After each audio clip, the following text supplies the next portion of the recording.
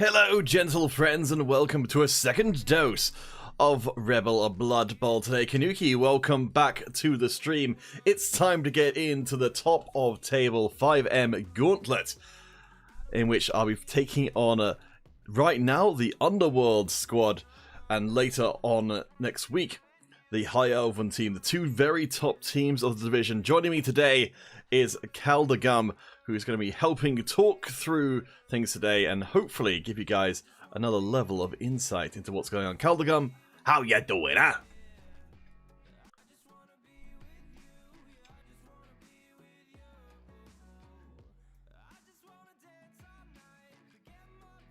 I do appreciate that.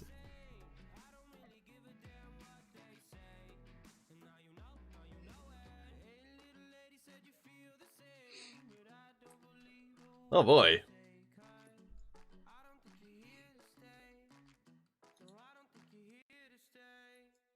I appreciate you're willing to be a bit biased in favor of me ahead of time. I mean, Mizra's team coming to this one are pretty terrifying. We'll take a very quick look over what they're doing with the roster before we actually get the game started, because we'll have plenty of time during the game itself, I'd imagine. Most notably, Fit Form Cutter with Mighty Blow and Claw, and a plus Strength Blitzer. Everything else is relatively standard, apart from our Guts with the two-headed Goblin, who's going to be a real pain in my ass. But let's not wait too long.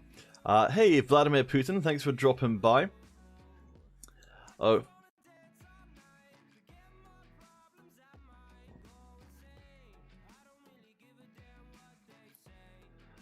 Alright, so we're into it. So the Underworld team are going to get themselves a pretty hefty amount of petty cash, whereas I don't get anything as the team which is ahead. I have got myself, oh there you go, a full 150k. Wow, that's a pretty, no, sorry, 180k, so it's a wizard and I guess not really much else. I don't know if Mizra's going to spend out money. Yeah, they are going to spend out money to get a Bloodwiser babe. Hey Cal, how's it going? Thank you again for helping out with some of the confusion. So for Mizra, they are currently in second place on the G-Man ramp-up and tournament. So the ramp, from what I'm gathering, the ramp-up tournament is kind of its own thing, and whoever, even though you're playing in the main divisions, you're still considered to be part of the ramp-up. And currently, Ben McC is top of that leaderboard with 6 games played, 1 draw and 5 wins. Mizra has got 5 games played with 5 wins, so if they win here, they will become top of the G-Man ramp-up and quite likely go on to take the ramp-up place in the playoffs. We are playing in the home stadium of the under-ratted team. Of course, I'm here to try and ruin Mizra's day and make it so that they plummet down and are never heard of ever again. But we'll see what happens, I suppose.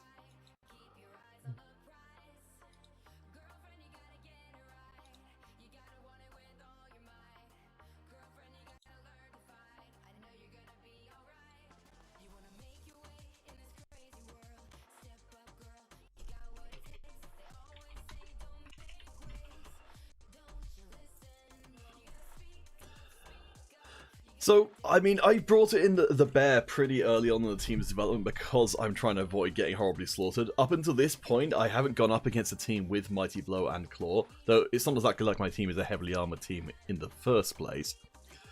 But I think I'm going to receive because I want to punch as many goblins as possible. I know that the big difference here is that while my team's armor is not exactly amazing by any means, it's still better than the Skaven armor is. So, I think I can probably...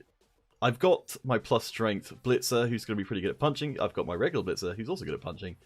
And a third block player. So, I should be able to actually knock over some goblins, which... if I was earlier in the team's development, I wouldn't be able to.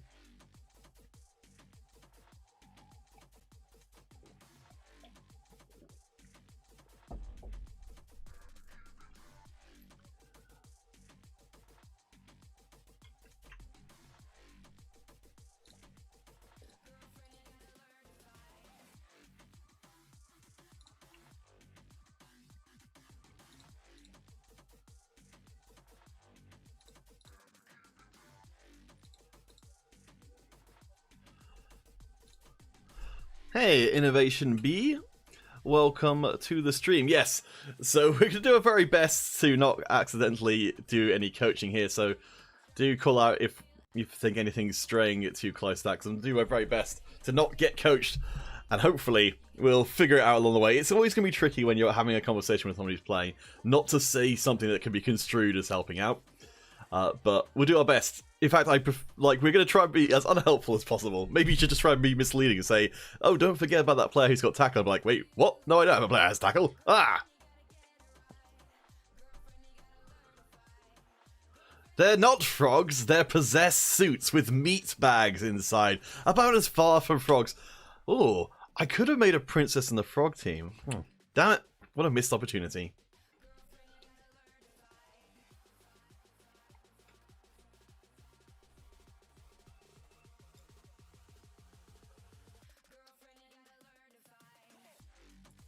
Excellent.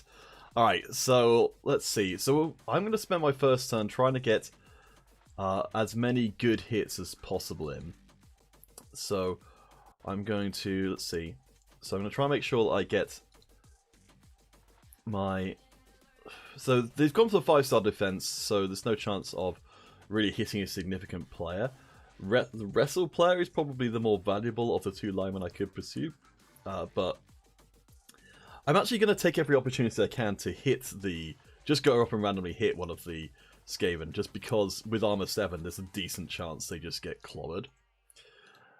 Like, even if I don't have Mighty Blow, which I would like to have at this point, and I would have on It's Got a Hold of Me if I hadn't rolled plus strength, which seemed way too good to not take.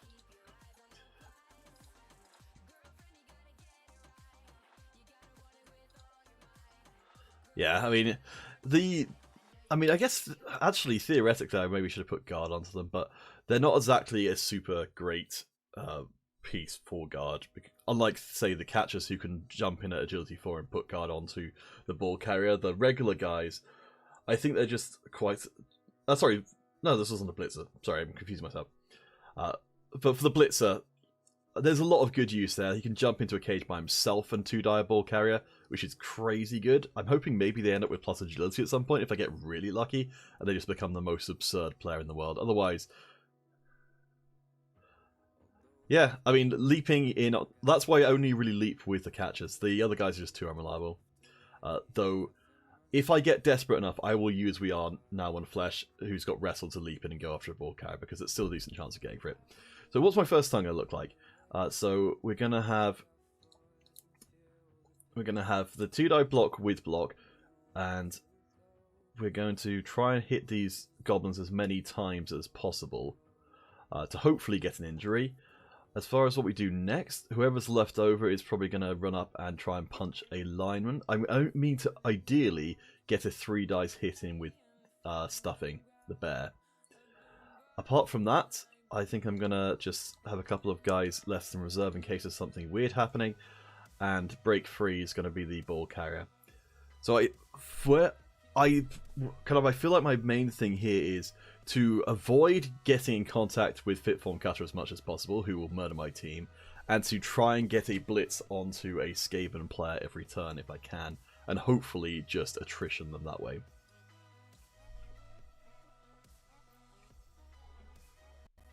Yes.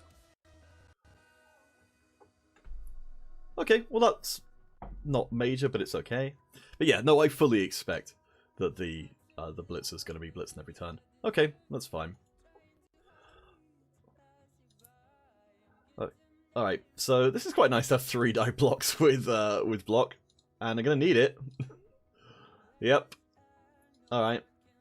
It's past the goblin. Actually, no, I want to send it back this way now.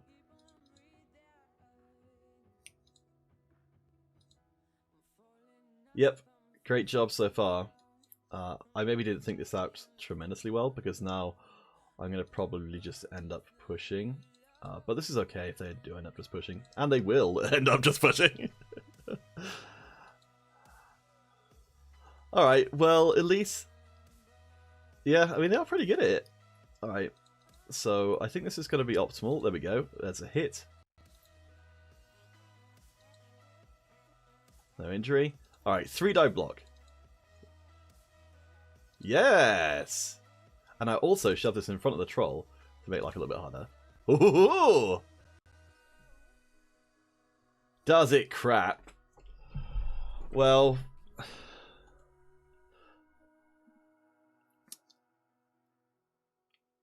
I think it's... Yes, it did break armor. So it didn't do nothing. Alright.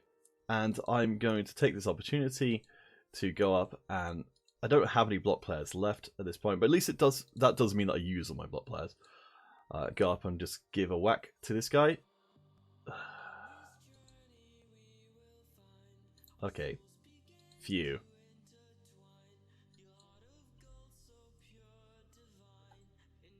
I've been playing against Skaven. I've been playing against Skaven teams, and the Armor 7 just seems to do remarkably well. I think it's because I expect it to fail, and that's why it doesn't.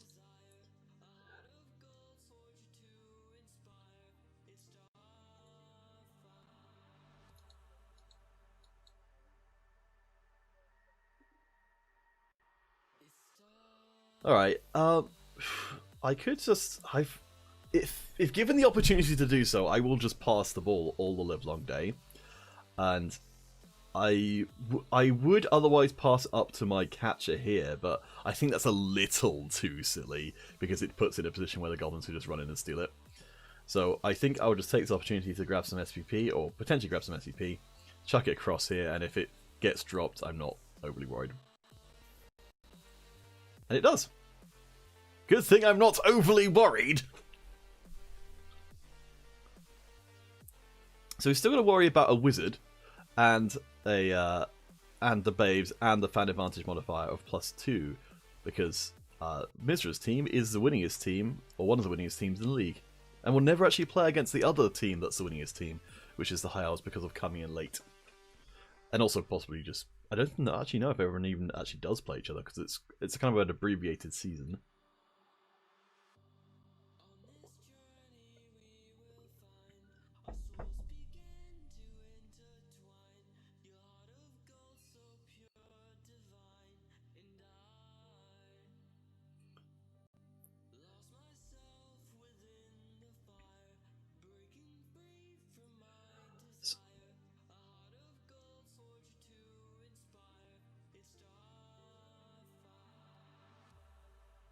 That's reasonable.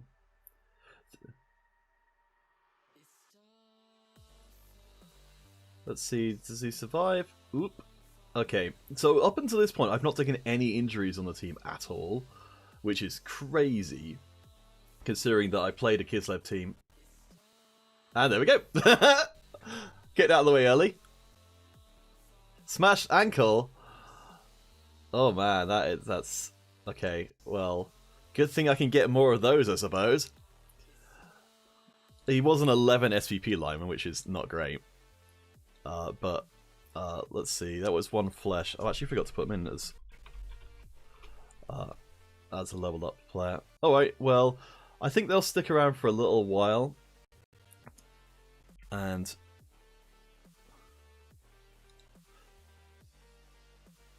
yeah.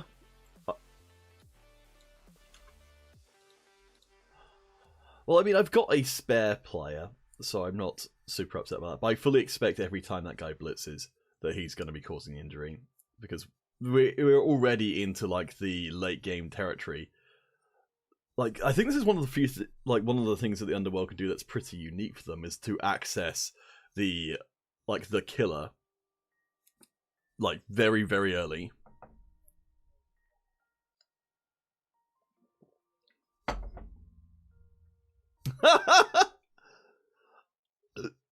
Oh my gosh! Wait, wait, what happened there? So the really stupid worked. Oh, he's hungry. Oh, he got away. No, so to be eaten, you fail the always hungry roll, and you also have to fail another 2+ roll after that. As it was, the troll tried to eat him, but didn't succeed, so he just falls down. And he did fail his landing roll, so that's why he's now stunned.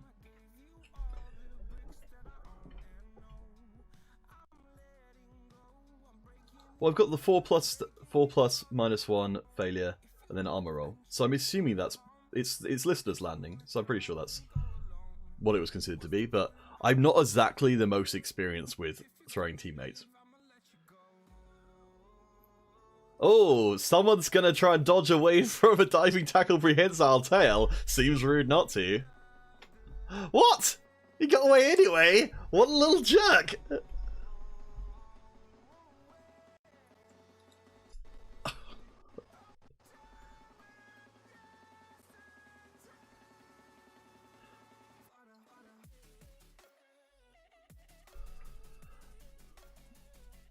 Oh, okay. There we go. The this is one of the rare opportunities where this is kind of going to matter, having the diving tackle. Okay, so I'd quite like to try and kill the blitzer if I can, or worst case, I suppose, just get away from them. I mean, at least this is a pretty expendable lineman. I've got to think of what I'm going to do next. So if I hit the goblin with the bear, that does it opens up my center, but not by a ton. I don't think Mizra is going to be going for stuff like blitzing with the troll very often, at least.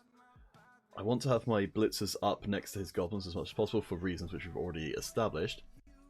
Though I think diving tackle is tremendously better on players who don't have dodge, but will dodge, so elves. Because I believe when they re-roll, they don't take the penalty anymore, which means it's not anywhere near as effective as it seems like it should be. So I have got jump up, so I nearly always forget to use this, but I'm not going to this time. So yeah, still no armor breaks.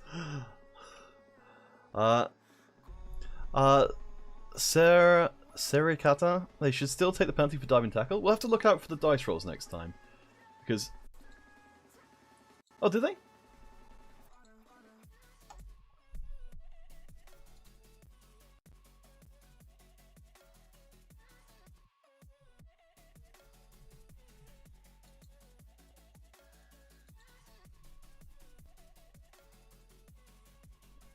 Okay. Oh, that's right. It's because I've got a strength 4 blitzer. That's why. Let's go and punch the other blitzer.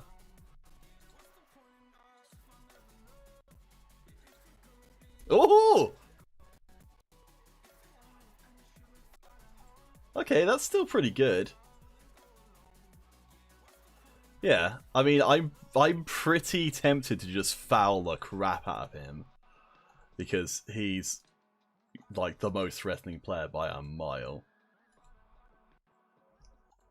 Well, I mean, you know, Slan are just goblins, really, aren't they?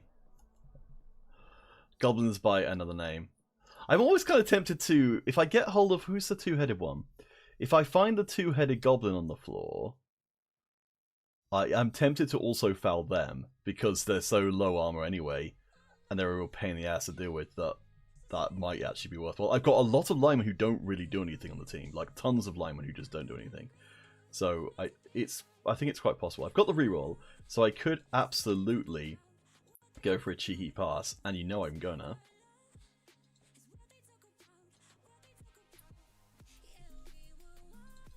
I'm all about the SPP. Diving catch will do a thing if I'm in a tackle zone. It effectively gives them agility 5 for catching purposes. Okay, so I think at this point I'm pretty okay with the way things are going. I do want to get away from the blitzer though, and I'm going to need to keep my catcher safe. He is a blodge catcher, so he's pretty okay in terms of not just getting immediately murdered. So no, there isn't. Oh, that's right. That's where the two-headed guy is. He's hiding behind the troll. So, what's going to happen next?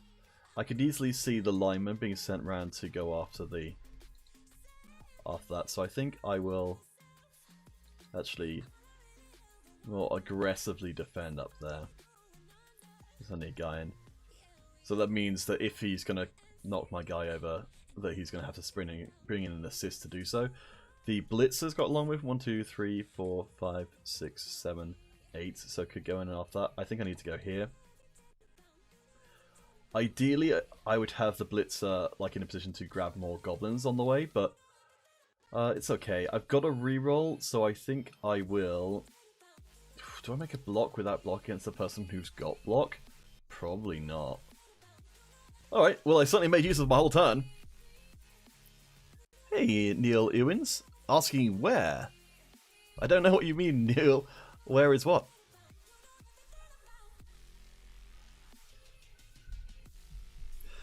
So, yeah, the only thing was saying was talking a bit more about the diving tackle stuff. So let's have a look at the skill. I don't think it's going to say, is it? The opposing player must subtract 2 from the dodge roll, leaving the player's tackle zone. Let's see if we can find an instance of someone being... So, diving tackle, dodge 4 plus +1, -2 for diving tackle, prehensile tail, failure, failure. Okay, that doesn't actually cover it. Oh, here we go. So, oh no, you're right, diving tackle does apply on the rerolled one, because it shows up twice. Okay, in that case, that makes it a lot better than it would have been. Oh, it's that... Oh, it's that... Oh, our guts. Alright, saps. Gonna get clobbered. Okay, I'm alright so far. So, my main strength is basically wherever the bear is, which is on the right-hand side. I think I kind of like this defense here because it's not possible for Pazanch to get the Blitzer to get through. Wait, no, it totally is. What I'm talking about. If it was one closer, it wouldn't be possible for them to get through. As it is, I can just...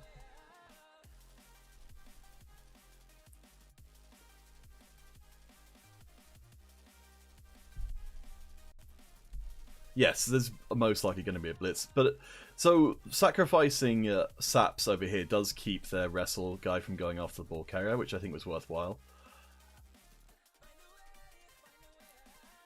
I'm a lot less worried about the thrower because the block's going to be negated by the block. Like, I kind of feel like if he starts chasing the ball carrier at this point before he can realistically put it down, then I'm okay with that. Because even if they do get knocked over, there's a decent chance I'll just get the ball back again. And he's more out of position. Because right now I'm pushing up the right-hand flank. Okay, so that's... I have a feeling that maybe we might be seeing a goblin doing something weird. I'm very glad to have the diving tackle on these goblins, so that's really, really useful. So they're negating the assists, which suggests that they're coming in for a blitz with the thrower. It's going to be a reroll, I'd imagine. Oof. Oof. That's a shame. Oh man, I'm out of coffee too. Oh no! Okay. Not...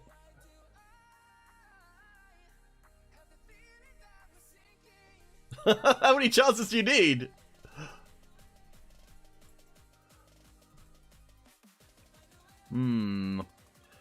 I mean, it's not that bad. It's actually slightly more favourable than it would be if it fell off the other side. I don't know, actually. No, let's see. I'm going to get... I should be able to clear off both of these players. I'll need to bring over my other catcher to be able to actually pick the ball up. I don't actually need to make any blitzes, though, to get this to work, so... Ooh, the troll is moving. Okay. Anything that involves trolls and moving is... I'm a big fan of. But...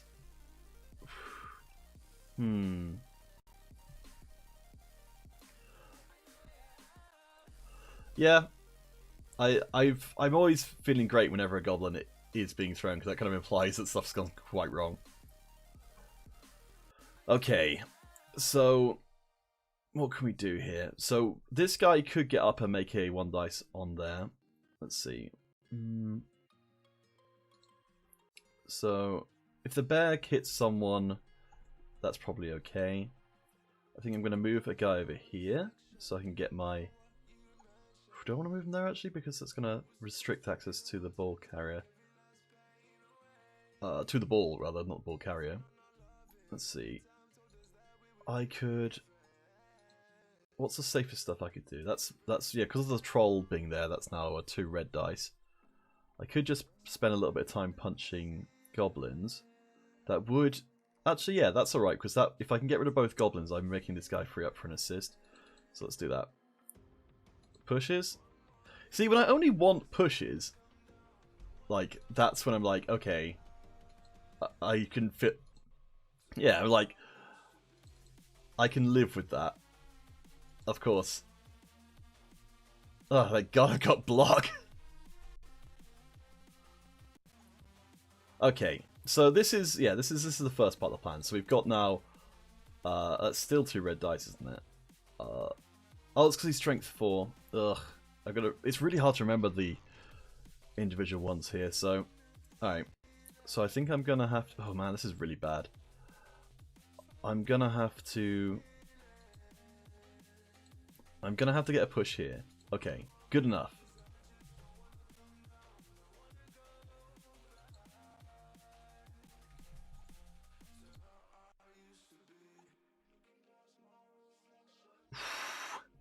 Okay. Bear friend? I kind of want to keep the bear there just to make sure that none of this stuff ends up over here.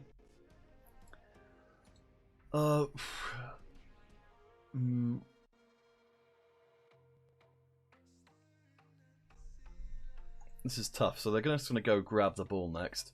I've got no reroll, so I'm not going to be jumping or anything like that.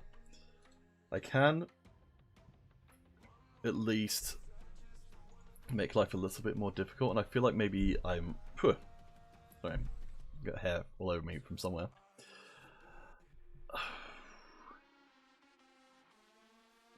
It's kind of tough. Alright. I could only really get this... Actually...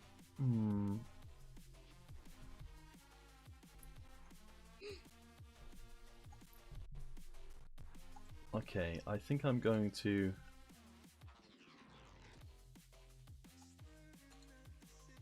get my guy over here.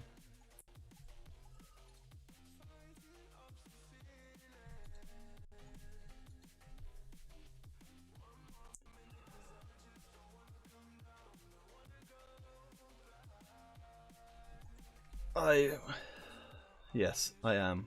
Pickles are plenty. Alright. I'm going to start taking some riskier risks now. Oh, sweet.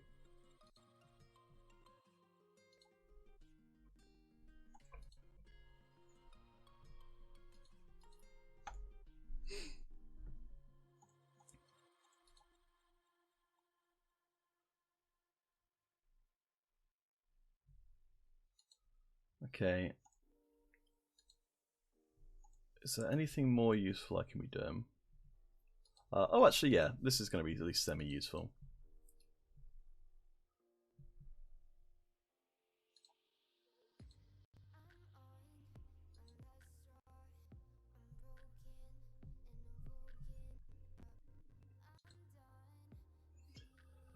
All goblins need to die.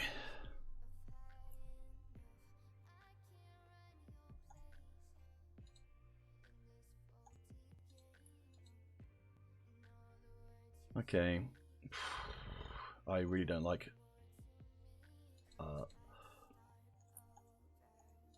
any of that kind of nonsense. Alright.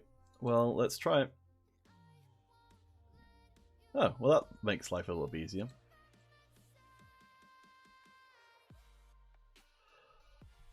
I know he's going to get knocked on his ass anyway.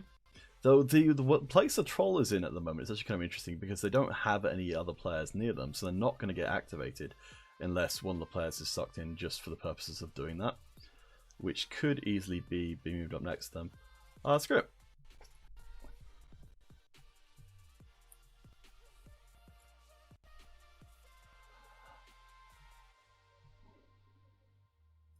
It was a 2. Oh, I see what you mean. Yes, it would have been more sensible to leap, actually. You're right. I completely forgot about that, because I sort of had raised the idea of doing a leap.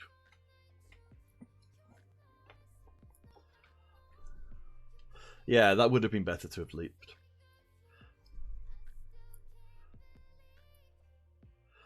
But, yes, I think it's kind of dangerous. That's still something that's going to be a concern going on, so let's not talk about stuff, that kind of stuff.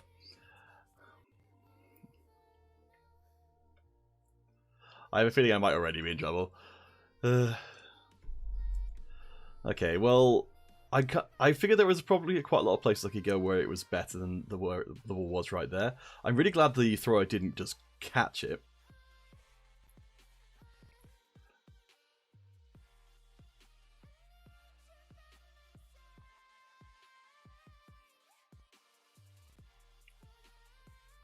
Interesting. Yeah, okay, that's a lot better than it could have been. It also... I have a feeling the troll might end up just staying where it is. I mean, that goblin might come in, but that's... It does sort of kill their field presence a little bit when they're having to spend so much time just getting the troll to do anything, because right now they're doing nothing. I think I can probably get the ball back. It's going to kill a lot of time, and I'm still waiting to see where the wizard ends up landing, which is probably going to be on a catcher. But I'm getting 3 players back off the floor this turn, which is pretty good. I was a little bummed out that my bear, when it did successfully hit someone, didn't actually cause an injury. But what can you do, huh? Yes, hasn't been murdered yet. I was fully expecting the bear to get taken out by the claw, a mighty blow. Alright.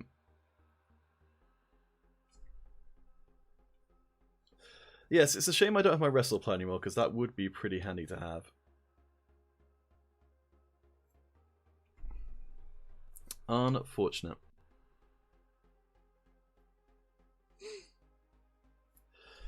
Yeah, I had big plans for WrestleMan. He was going to... Oh, interesting.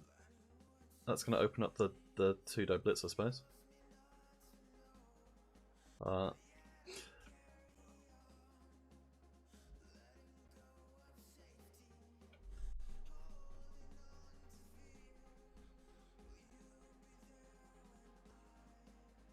Get some away from the ball carrier, but I think next turn we're going to get to see why Kislev are Kislev.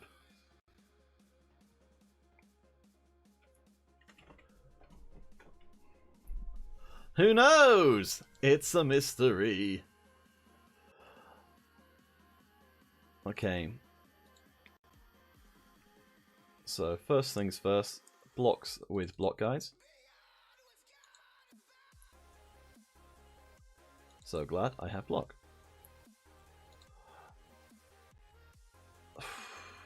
Okay, well, I gotta get rid of this dork. Nice. No injury? Well, of course! That'd be outrageous were that to happen.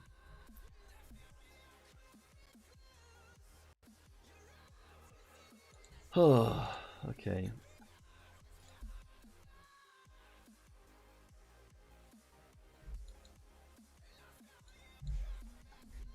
Alright.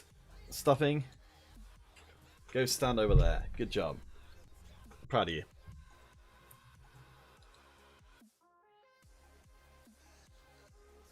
Okay. Well, actually, I don't know. I was planning on doing some leaping stuff, but I realised that my blitzers were now the only ones who could actually leap moderately effectively. So I think maybe I won't, as much as I promised that I would. Instead, I know, I'm a shameful individual. Donk. Okay. I mean, while in itself it isn't that big of a deal, it does allow me the opportunity to just bung a bunch of guys next to the ball carrier and hope for the best. I could use a blodge catcher. I will use a blodge catcher, but just not in the way you might expect. For now, I'm just gonna... Okay, I think I need to... Let's get this boyo up here. And... I need to do... Let's see, the leap takes me 2 spaces, so I need to be here and then leap over. So let's do that first. For Kislev nonsense. Hooray! Now we just surround the ball carrier and hope that there's not some sort of horrible chain push in here that will get rid of all my guys at once.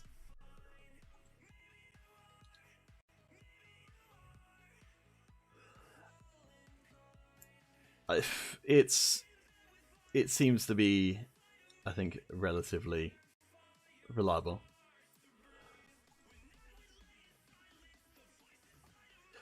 I mean, you certainly remember it when they don't. I've learned to enjoy the Kislev falling animation because I've seen it so much.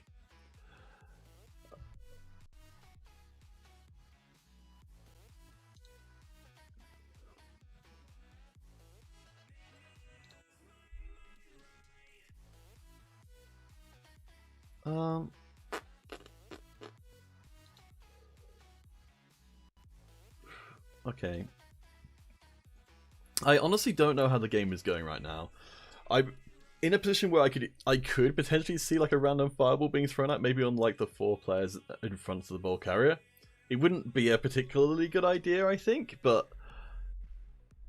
it's conceivable. I was watching a rap game before and I was like, you've got to roleplay this game and throw the fireball in where your own players are part of the fireball if you want to be a real rat coach.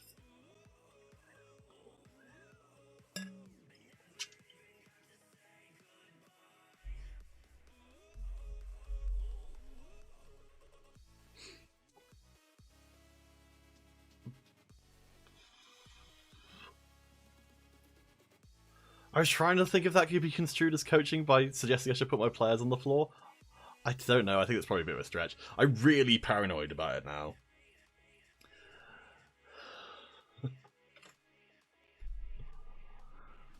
I don't think I'm going to intentionally put players on the floor just to avoid them getting fireball. That's a little bit much. Alright, gonna have take my vitamins to make sure that my brain stays good. That's right, chemical supplements on camera in the middle of a match. That's how I roll. I can feel the smartiness resonating through my body.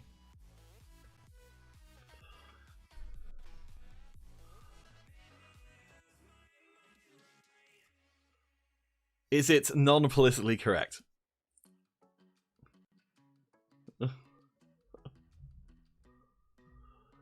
Alright, so ball carrier hit the catcher. Catcher survived. Great. That's a fabulous start. But it does get the... So it gets the catcher away, but it gets the catcher away in such a way as they are in contact with my guys. A lot of their guys are going to be spending a lot of time in contact with my guys, which is great. And I think I can get some guys into the backfield, which is what Kislev are known for.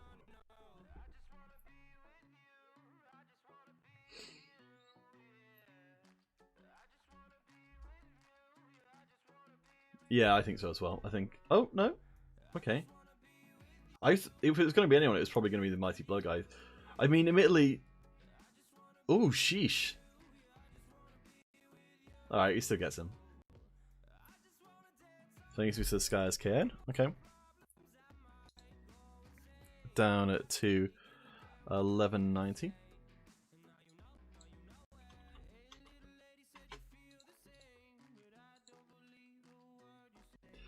I'm still feeling okay.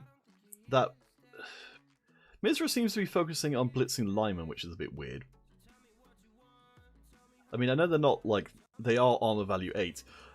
I would I guess.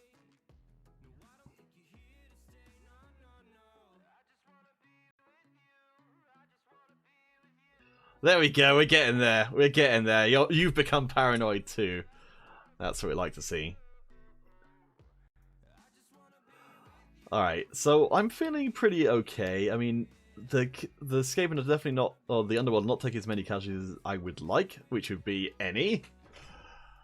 The guys who are dodging, I actually really like it when goblins dodge, because as much as sometimes they dodge in a really stupid way, like they dodge through an entire team, there's still agility 3 pieces rolling dice, and like unlike elves would dodge, like it is conceivable that they might actually fail with some amount of regularity. So the more positions I can put them in to dodge, the better I feel. Okay. I could -3 die block the ball carrier. Well, that's something to look forward to. Okay, so...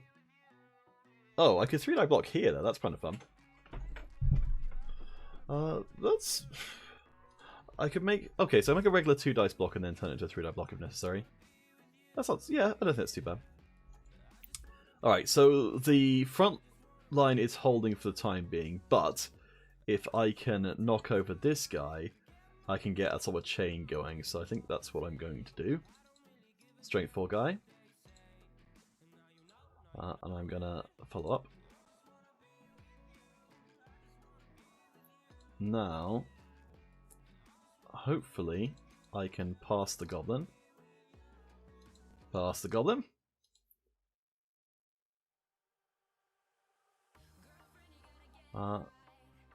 Okay, I'm going to follow here.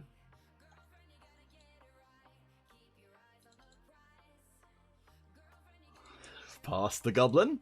Pass the goblin.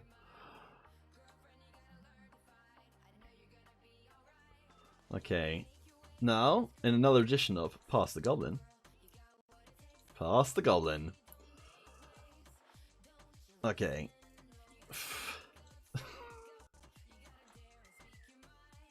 Oh, that's still a 3-die block. Okay, I can live with that. Pass the goblin.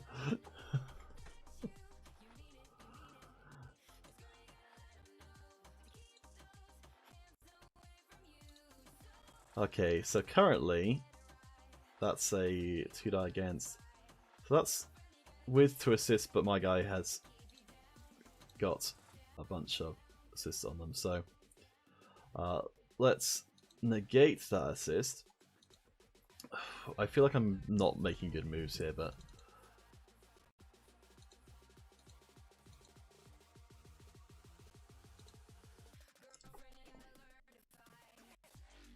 Ah, finally!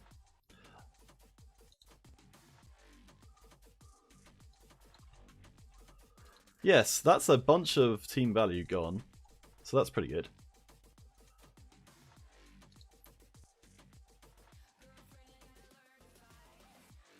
Yes. No, 140 plus strength. Yeah, they are expensive. They're very, very good players. Okay.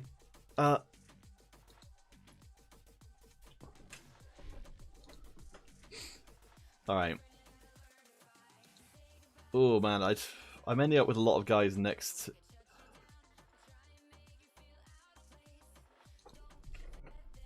Yeah. Alright, I'm going to just get away here. Because I don't think I can actually get the ball at this point.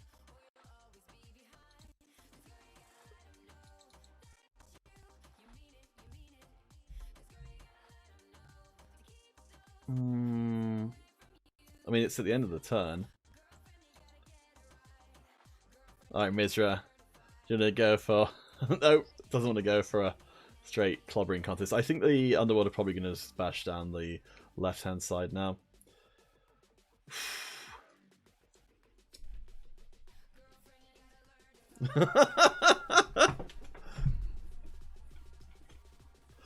I feel like I'm overcommitted on the right-hand side now.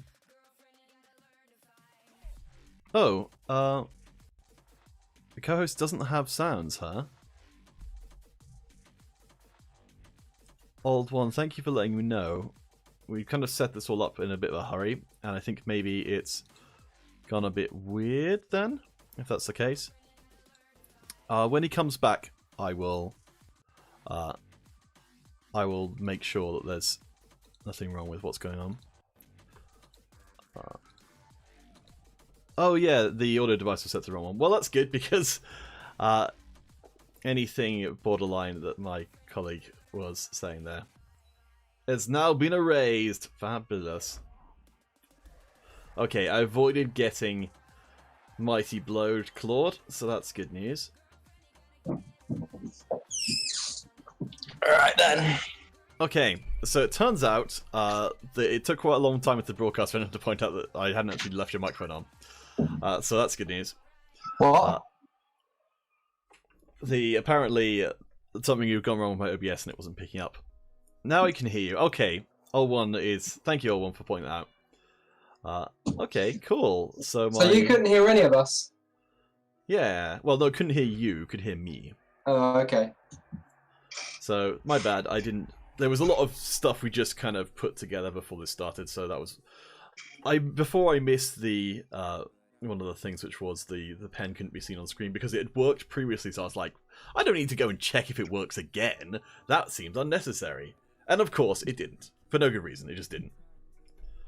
Alright, so... dear. What have we got going on? So let's punch a hole here. We've got... So most of my teams are on the right-hand side, but they're doing nothing particularly useful. I'm guessing that... I mean, at this point, the thing is with the league is... No one's particularly worried about trying to win the league, really, because we saw what happened to Cobuster before, which is that his team got murdered. So, at this point, if I can just beat up a lot of players and get injury SPP, and hopefully not lose any more players like the one I've already lost, then I'm pretty happy. Like, it would be nice to win the first division we played in, but I'm not devastated if that's not the case, because for the Kislev team, it's going to be a long-term prospect. I'm winning the first one that I'm playing in. Well, look at you, Mr. Fancy Pants. No, I'm playing Widow. It's to be expected, to be honest. Okay. And I've made hard work for myself. I've drawn a couple of matches. Oh, well, there you go. Okay. Back to this game. We've got the Coward's Cage. Okay, so I need to find a way to move my Kislev team, which is all over here, onto the ball carrier. So this time, I'm not going to make the same mistake as before, and I'm actually going to remember that... Oh, that's right, okay, so I guess this guy's just standing up. I'm actually going to remember to use one of my blitzers to blitz. As crazy as that might sound. Use a piece called Blitzer to blitz? I know. It'll never catch on. The problem with the Kislev blitzers is the same problem that Chaos teams have, and, well, mainly Nurgle teams. They don't have blocks, so they're hard to get off the ground. Yes, well, I mean, that's what has been the case up until this point. They're both getting blockers made a pretty big difference. There we go! Finally! Jeez! Ding, ding, ding. Our first downed gobbo. Okay. And many more. What were they called? Gotmuts? Whatmuts, maybe? I don't know. 10:30. Alright. Good stuff. I was hoping this would happen a lot sooner, but I will take what I can get. So at this point, the most likely thing I can do is... Ideally, I'd like to have my Strength 4 Blitzers to be doing this, because they would get the 2 dice block. In fact, that would have been... Well, I wouldn't be able to do it this turn, so I'm going to remember for next turn to have a guy up here to free up my Strength 4 Blitzer, so that I can do better. If I... Actually, no. If I... Oh! Okay. So the reason I took a Kislev team is because of silly nonsense like I'm about to try. I do like a bit of silly nonsense. So, if I get to... Let's just... Yeah, so if we go there... Basically, what I'm going to try and do is, I was thinking, I can only really realistically get a push on the ball carrier. Anything more than that is asking too much. So, but what I can do is I can chain push, because you mentioned the Coward's Cage before, that's given me the opportunity to chain push the ball carrier next to my bear. I just meant that caging that was cowardly. Oh, well, in that case, then I may have misinterpreted you. I'm not a coach. I'm not trying to coach you. Oh no, I didn't take that as a as you trying to direct me towards that specifically. In fact, I didn't even notice it until now. No. But can I do it? I would need to get to here to jump through, or to...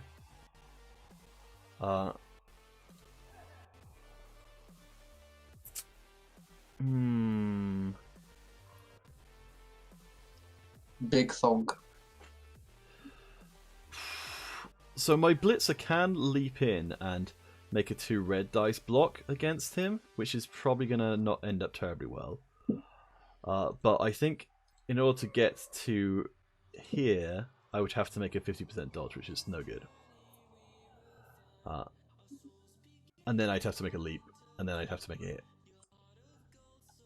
So I don't think that's going to happen. Or is it? Do I have any other options?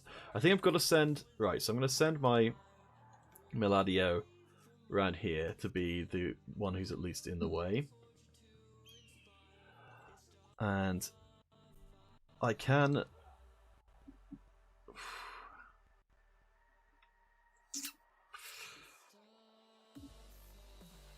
The 50%, let's see, so 50% dodge to get to there, then a leap, which is 2/3, then a 1 dice block. Or I can take a 2+ leap, and then a 2 red dice block. I feel like that's maybe, at least this way I actually get to get in the, yeah, I think I'll go for that just because I've got block as well, so I'm not super worried about fouling this up in such a way as to actually, like, get killed or anything. What division are you in, old one? I'm trying to find you. Oh, cool! It worked. Oh, wow. You got exactly what you wanted. 5-0.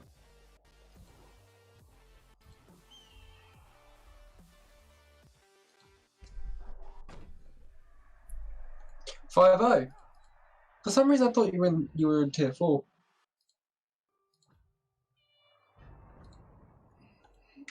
Okay, I think that was an okay term. I have a feeling that my so this is the Kislev conundrum. Is that you put your players in a position to get horribly, horribly murdered every time you try and make a play. I wanted to push. I wasn't sure exactly where to push the ball carrier, but I figured this was probably an okay place just because it pushes them further away from their other supportive units, whereas if I pushed them one forward, they would have been more directly in contact with my bear, but I think my bear is probably going down this turn anyway. Yeah, it's like to happen. Oh my gosh. Catch holds up. Yeah, you gotta love it. Good job, old one. You're like me. Rebel newbie, getting top of their division somehow, with hopes and dreams. Though Olifant seems to be making it quite close for you. Looking at your division. Oh, really? Yeah, he's top. Old one's top of his, but he, assuming Olifant wins his game in hand, they're tied on points. Oh, cool. But yeah. Anyway, back to this game. This one's crucial. Okay, not dead. That's all you can hope for, really. Okay, I feel like I'm in a pretty okay spot here. I think a lot rides on if stuffing gets clobbered. I mean, there's a good chance they will, because I think there's a... Actually, no, it would have to be a troll block, and I think if the troll goes really stupid here, that's pretty freaking bad for Mizra. So I think they won't. And that should mean that I'm allowed to hit Cutter with the bear and get next to the ball carrier with Prehensile Tail. I think at that point they'd probably be looking to hand off the ball. But we'll see. Okay. Another claw blitz. Sorry, claw block. Yes, not even a blitz. Ugh. Okay, not them. Cool. Whew.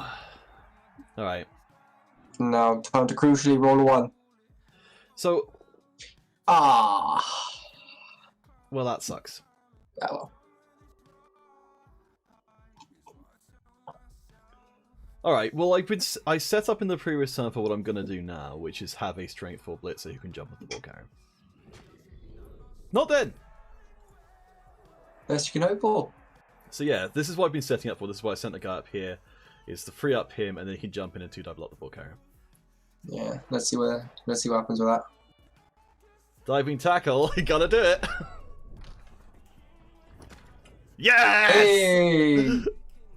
I mean, it turns a 3+ into a 5+, so always got to do it. And that's a goblin that's getting sacked in the morning. Yep, I love it. Alright, slowly chewing through the roster. That's right, crappy! Everyone forgets about the diving tackle. Alright, I think I'm gonna... Let's see, I'm gonna get my guy up here. Yeah, everyone forgets about diving tackle because it's a built-in skill on the I was gonna say the war dancers, the blitzers. Most people don't turn all skills on, so they don't even realize it's there. So I think I'm gonna go up here to negate. Oh, cool! No boneheads so far. All the big guys have been very good. Yes, they've all been very well behaved. So all right, so all I need is a push here, and ideally not to burn a reroll. Like that. Yep. Okay, well, let's put the entire rest of the turn in doubt. Okay, which means I'm just going to have to get lucky at this point, or lose is the alternative. Alright, so...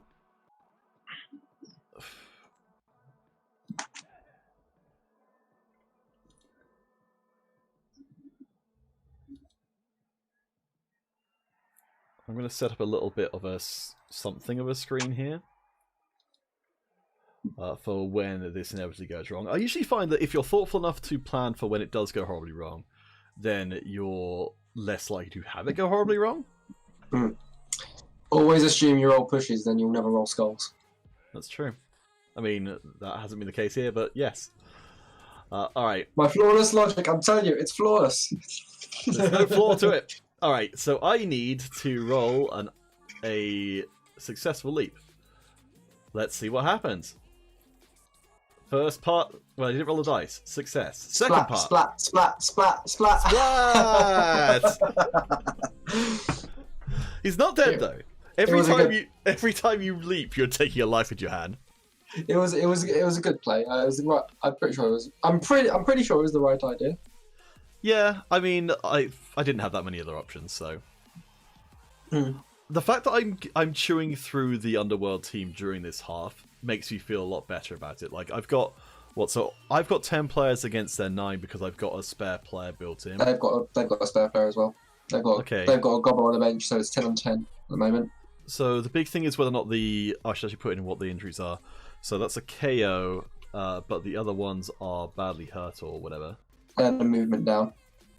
Or is it armor down? Maybe keep the armor down. Okay. I think, yeah, if I can get rid of all of the goblins, so that's 2 of them out. Goblins count for half a player. I mean, that's fair enough, actually. I think I'm slightly winning the attrition war. As much as I did lose the wrestle player straight away, which wasn't great, but I'm trying to put the goblins in a position now where they're going to have to make dodges away from prehensile tail and diving tackle and all that kind of stuff, so that they suddenly become a lot less good. I didn't realize because I thought it only worked on half of the dodge. I was like, well, diving tackle is just not that useful against dodge players, but now I've been shown them wrong, I'm much more into it. I love the start. I feel like Kislev are a really good example. That's true, my strength 4 players is alive. If there's no score by the Underworld team, and that means one less chance for the Blitz to come back, that's pretty good for me. I think the Kislev team are a really good example of a team where you've got some interesting skills built in which aren't horribly overpowered. Oh, wow. Okay. I was expecting a claw attack on that one. When you've got block, a 2-die uphill block isn't that bad. Well, it's rolling 2 dice, 50% chance. Yeah, if the blitzer was blocking that player, that was 2 dice, 50% chance, so probably about 25% chance of knocking down. 2 dice against with block. Which is odds you take. Alright. That's not good. Okay. Hey, Tony Lyman. Saps at my will is out of there. Each of my linemen costs 6. I think I'm still ahead. Still ahead on team value.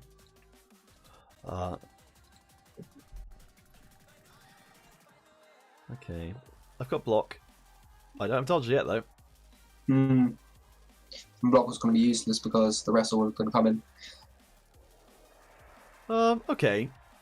Well, I can go in after the... I mean, if I'm willing to put my blitz onto a bonehead player, I can go after the ball carrier.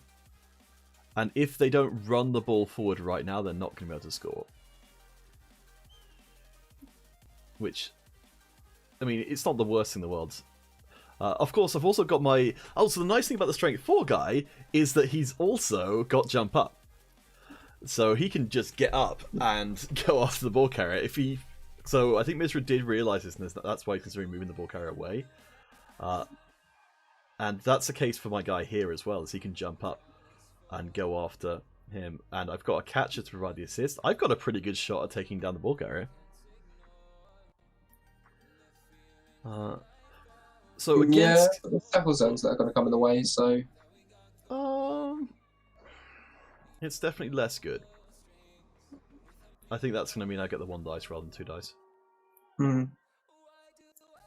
Let's see. So 7 means that they are 3... Yeah, they are within touchdown range immediately. I have got... Okay, so I can... Let's see. Can I get an assist? If I make a... If I make... Oof, 2 going for it.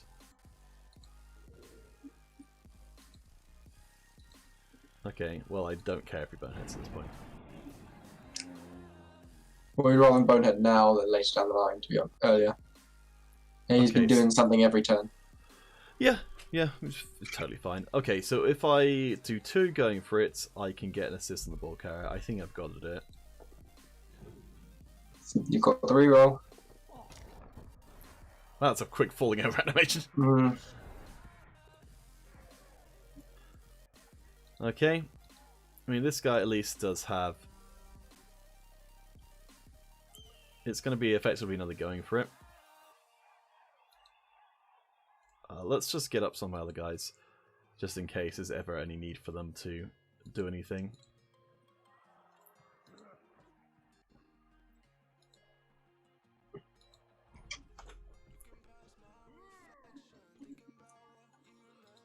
Okay. So the dodge will be fine.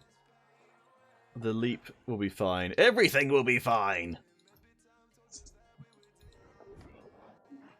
See?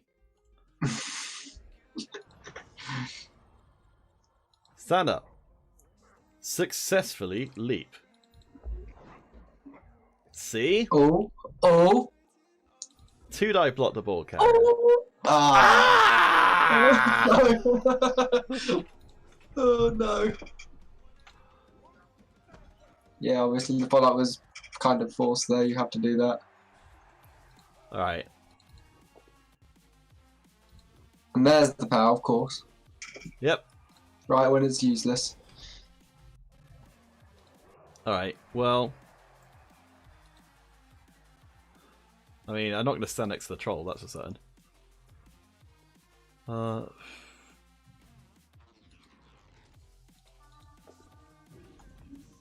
Nice. Oh, that's diving tackle on the ball, so that's still a positive. Yeah, so much effort with no result. I mean, yeah. I think this is possibly a time where the whistle gets used. Maybe not. No, I think it went past without using it. I think it's quite easy to get... Oh wait, no, because it's even strength. I think there's a possibility that the Skaven Thrower might blitz my ball carrier to get away. Yes, but even then you're still going to worry about the diving tackle. So he's still going to have to deal with that diving tackle somehow. Yes. I'm still, as much as they didn't actually succeed, I'm still pleased with the idea that that the Strength 4 Blitzer exists and that option was there. I think for future rounds I'm going to try and keep the Strength 4 Blitzer more central, so that's more of an option. Because if, as it was, then being on the flank meant that they weren't getting full, like they weren't in position to do that kind of nonsense. And I've been kind of advised against doing it. Actually, I'm kind of tempted for the Strength 4 Blitzer. I might actually even consider getting him pro, just so he can do silly nonsense a little bit more reliably. Though dodge is the way to keep him alive for longer, so maybe that's a better earlier investment. I probably would go with dodge first, but I don't know. It's I've not got the maths off the top of my head there. One reckons there's going to be a chain push coming in. Okay. There feels like there has to be some chain push opportunities here, especially with the strength. Chain pushed. Yeah, the strength 3, the strength 2 catcher is obviously probably where it's going to come from if he's going down that path. Yeah, well, but he then has to use his blitz for that. So if it's a blitz that can move the ball character there, that doesn't really help a tremendous amount. It does get him away from diving tackle. But it's still 4+, 3+. And yeah, it's not great. If you bring in some extra assists, then the blitzer can knock away this guy. Which at the moment actually it's just a 1 dice block, so 1 assist would sick. Okay, I can live with that. Let's see if he comes back. So that takes me down to 1,000 because the blitzers are so freaking expensive. I can live with a KO for sure. So it's going to be a blitz through the catcher now, obviously. Oh man, I'm so glad I don't have to worry about a wizard anymore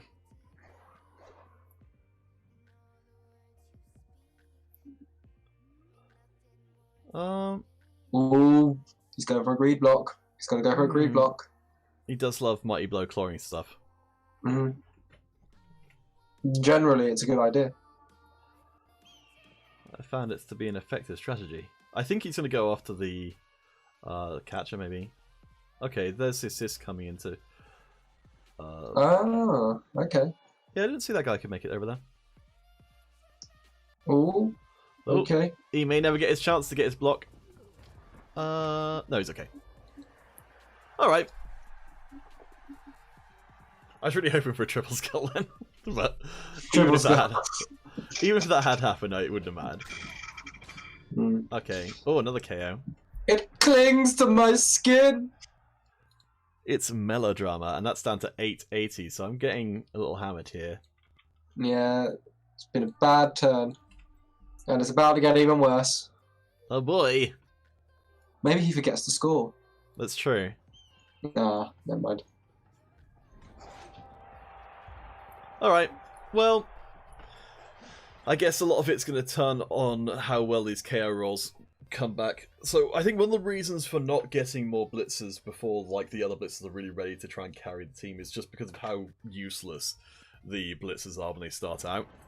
Like, at least with the Chaos Warriors, like you've got a strength 4 armor 9 player, you're like, this can be a player who gets in the way and basically is a flesh golem.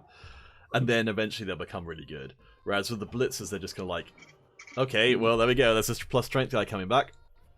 And 10 players versus... oh, I do get my blitzer back. 9 players? Yeah, I think it's 10 versus 9. Oh, let's check. So I've got 4 players out. So Flesh and Will are both out with badly hurt and minus movement. So minus move, and where's Saps? Is badly hurt, and Flings and Clings.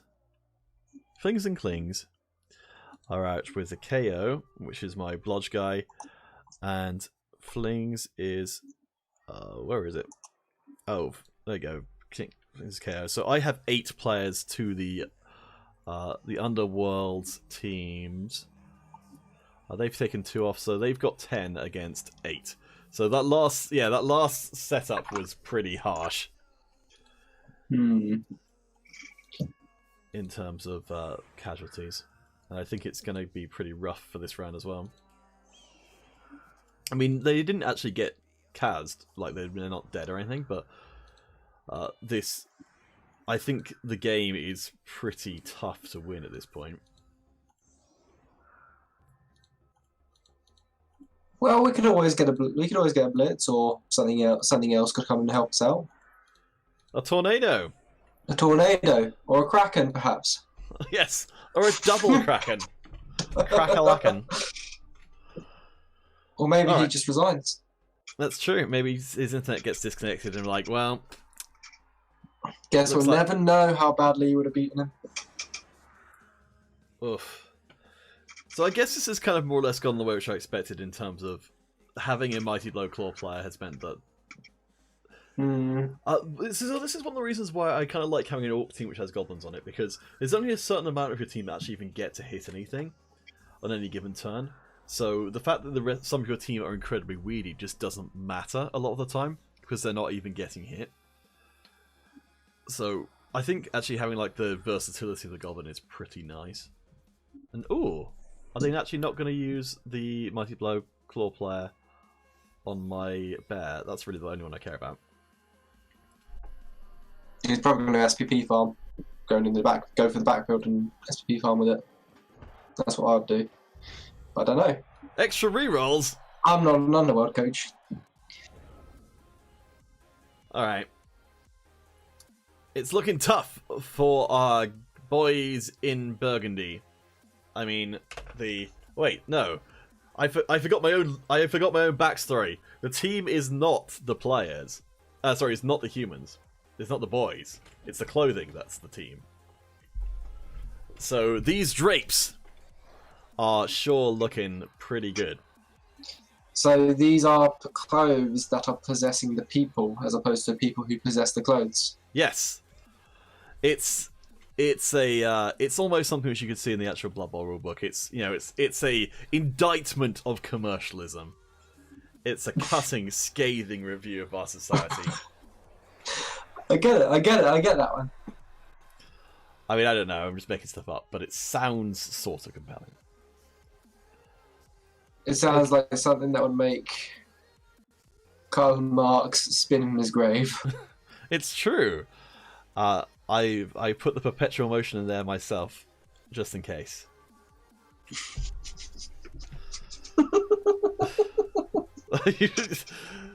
I'm glad that tickled you. What is doing? Drinking. Oh, you knocked someone out. Oh well. Yep, down to 950. Wait. Oh, that's right. I've gone up in team value because I got back my Blitzer.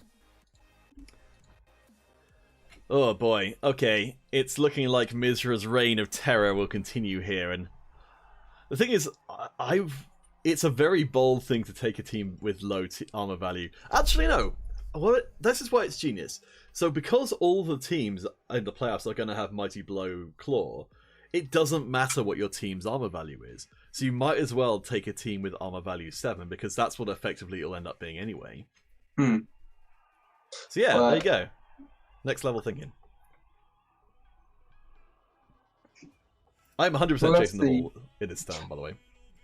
If we look at all the other leagues, we've got Necromantic, we've got Humans on top of one league, we've got Pro Elves on top of one, Chorfs. It's going to be an interesting playoffs. Chaos, Lizardman, Necromantic again. It's going to be a diverse selection of coaches, diverse selection of teams in the play-ins. But sadly, it looks like no Kislev. Hey man, don't count out the key players of Kislev. Well, yeah, there's still 8 turns. There's still a whole half to go. But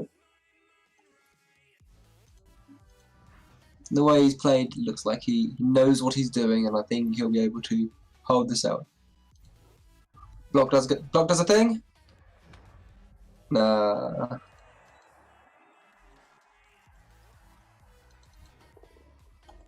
Stuffing, you're doing a great job. Good bear. Good bear. Good boy. Have a biscuit. Alright. I mean, sure, why not?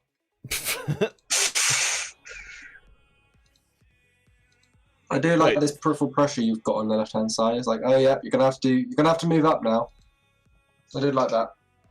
I mean, this is the Kislev thing. It's just like, I'm gonna put down pressure, you have to do something. Alright. Yeah.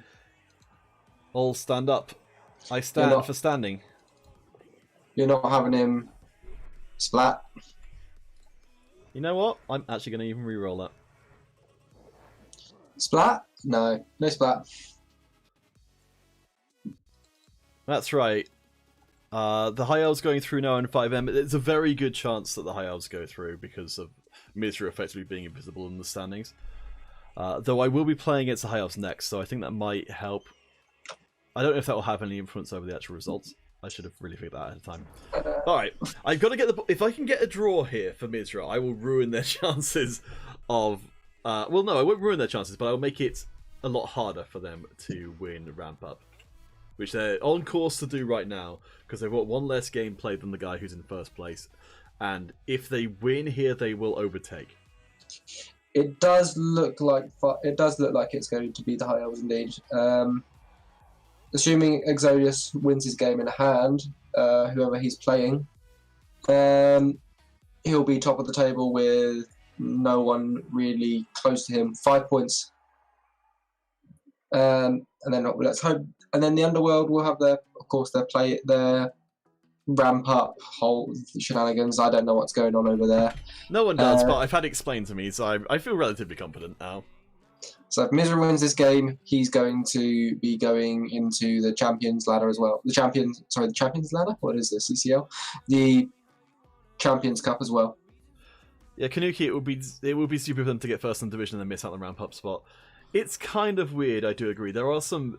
It seems like in this season we kind of come across some of the edge cases for stuff that's kind of not really sort of covered as a sort of thing, or at least it doesn't seem like it's been directly thought about, like, what if this occurs? Because, yeah, you're right, it's going to be crazy if it turns out that the person who wins the whole thing doesn't go to playoffs. It may be a case of, that doesn't make sense. Yeah, let's sort it out. It might be a case of that. I hope so. They might well make an exception, because it's not like anyone really cares. Like, as I said, it's definitely a poison chalice to get to the playoffs in the first place. So, I'm kind of worried about if I get to playoffs in my first season. I'm playing Wood Elves, so they're all going to die. There's a pretty good chance, yes. I watched the final last season. Lots of claw, lots of mighty blow. Yeah, that was Sage winning it, wasn't it? Yeah. Also, spoilers for Sage winning a while ago. Yeah, Sage won 2 months ago. I don't think you can even see the VOD on his Twitch yet anymore. You're gonna have to wait when he gets through his backlog. Okay, I'm feeling... So, it depends how this troll block goes. If it doesn't actually happen, I can get a 2 dice block on the Volcar right now by just leaping over there and whacking him. In fact, I can definitely do that anyway. Ooh, surely re-roll that. Surely re-roll that. We've got 4 rerolls, my friend. Yeah, there we go. Alright, Stuffing. I think this is the first time they're going to get Mighty Blow Clawed. Yeah, Stuffing's first Mighty Blow Claw. Yeah! And doesn't get armor broken. Oof. So, incidentally, the horrifying truth. Okay, no, they've moved into position. Okay, I mean... Let's see. Let's get a bear friend. Okay, good job. So, if I just do 1 dodge with Got's hold on me, I can leap in it, and if I negate all of the assists with this one here, I mean, that doesn't seem terrible. I can't really see a way to play a Kislev team without taking some degree of risk, though I'm still an extremely inexperienced Kislev coach. Well, you're playing a team that has its whole crux being the leap skill, so...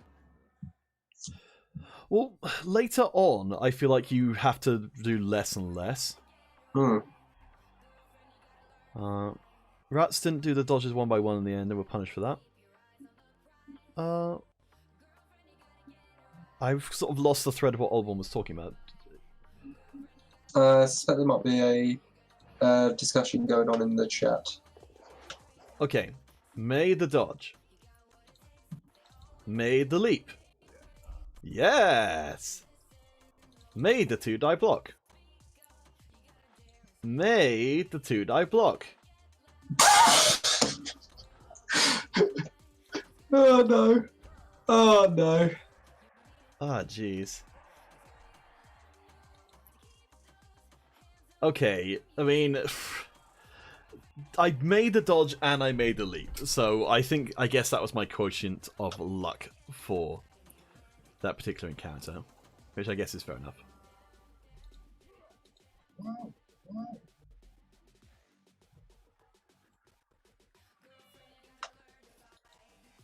Ah, yes. Yes, he's talking about the semi-final.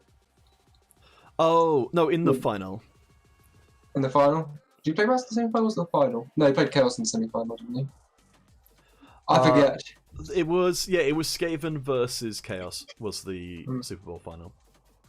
It was a pretty fun game. I was kind of surprised. I think it was only a single game, which is a bit weird. Like, no one seems to use the whole two-headed rules or whatever. I guess because the games just take a long time. But I mean, a single game. That game took 3 halves because, of course, that went into overtime. And imagine playing another one of those. Yeah. I think what you could probably do is do it as like a multi-legged kind of thing, where you would like play the first round on one day and then play the second round on a different day. And then that way you'd have it be a bit more competitive, because given how random Blood Bowl is, you really would want to try and fit in as many iterations of the match as possible to try and sort of mediate how much luck was involved. Blood Bowl is a game all about luck. I mean, you're trying to take the luck out of Blood Bowl. Seems. If you're doing a finals, I kind of feel like you should at least try. I suppose you're right. Yeah. I mean, if it was more on the line, maybe they would care more. I think it's nice to have something to aim for. Okay. Oh well, that's pretty good. At least I get to take one of the players with me. And it's also one of the players next to the ball carrier, which is quite nice. And also, none of these guys are providing assists. That's only a 1-die block. Nice, yeah, you've got two diving tackles on the ball carrier. It's not going to be easy to get it out. So hopefully you'll get another. Hopefully you're going to get another chance in the ball carrier this next turn. I don't think so. I think the most likely scenario here is, well, it's going to hold me again because of this. Because I really feel like, so for Blood Bowl 3, if someone gets a stat increase, they should 100% have a model change where they like get really huge, like bulging muscles, so you can actually tell from a distance that they are a plus strength player. Because as it is, you can't tell the plus statistic very easily at all. And if you get injured, you have bandages around the wounded part. Wait, Two what? gouged up. Yeah, if you get injured, get bandages around the part. Oh yeah. Gouged eye, broken leg. That'd be a cool idea. So I think what's going to possibly throw off Mizra here is just maybe they could make the plan for their turn while forgetting that the Blitzer is strength 4. In which case they have to bring in a couple of assists. Okay, that's still not the end of the world. So they'd probably like to be able to hand the ball off, but they can't do that without another player who's not also heavily marked. That's a surprise. I was expecting him to follow up and then blitz your blitz your strength 4 blitzer with their own strength 4. Oh, we're going to go for a chain push, okay. Does he stay up? No, he doesn't, because there's no dodge. Not dead, though. So that's the positives we're taking from this. Something's gone wrong. I mean, that's the positive I take from every single block. A bash team with a multi-leg finals would get a big advantage. I mean... Yeah, you're right there. Definitely right. It's true, but I think if you did it by aggregate of how many touchdowns were scored, I think it might equal out, because if you know that's what you're coming in for, it definitely affects the way you play. Ugh, that's a shame. I remember they talked. I've watched the REBBL podcast. Listened to the REBBL podcast. Not that. And they were talking about how the reason they don't play the final, the reason the finals or the playoffs overtimes are only 8 turns is because if you made them any further, it would favour bash teams, because let's say there's 3 Wood Elves on the pitch and you're playing against a Chaos team. That Chaos team doesn't see 3 players stopping him. That player sees 6 SPP. I'm always suspicious of those kind of discussions, though, because a lot of the time when people like have those kind of discussions, they're really just coming up with justifications for things they've already decided on. Like in terms of like with that, like with the example you're giving there, like how important that is completely, up to the person. Like, because you could judge, because there's no like perfect solution to it, but it depends what you consider to be the most important thing. Like, is it how competitive the game is? Like, in which case you probably want to have as much, like, you want to stay away from just coin flipping, which is what the end result ends up being, as much as possible. But like, you could find a reason for any combination of those things. Like, you can say like, oh, well, this disadvantages this kind of team, so we shouldn't do it. And it's like, sure, but like, everything is going to give some kind of team an advantage. I don't think that by itself should be a good enough reason for doing anything. Alright. But I'm just argumentative by nature, so who knows. Alright, I'm pretty screwed at this point. That's a rather nice cage, and all your players are on the ground or in lots of tackle zones. Okay, I'm gonna get fair dodge. Okay. 3 turns, 3 dodges used. Oof.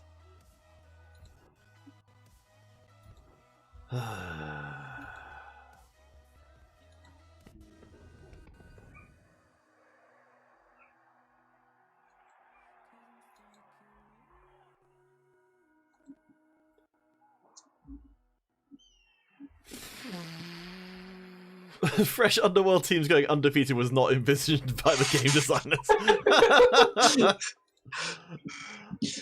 I mean, keep an eye out for Mistra then, guys.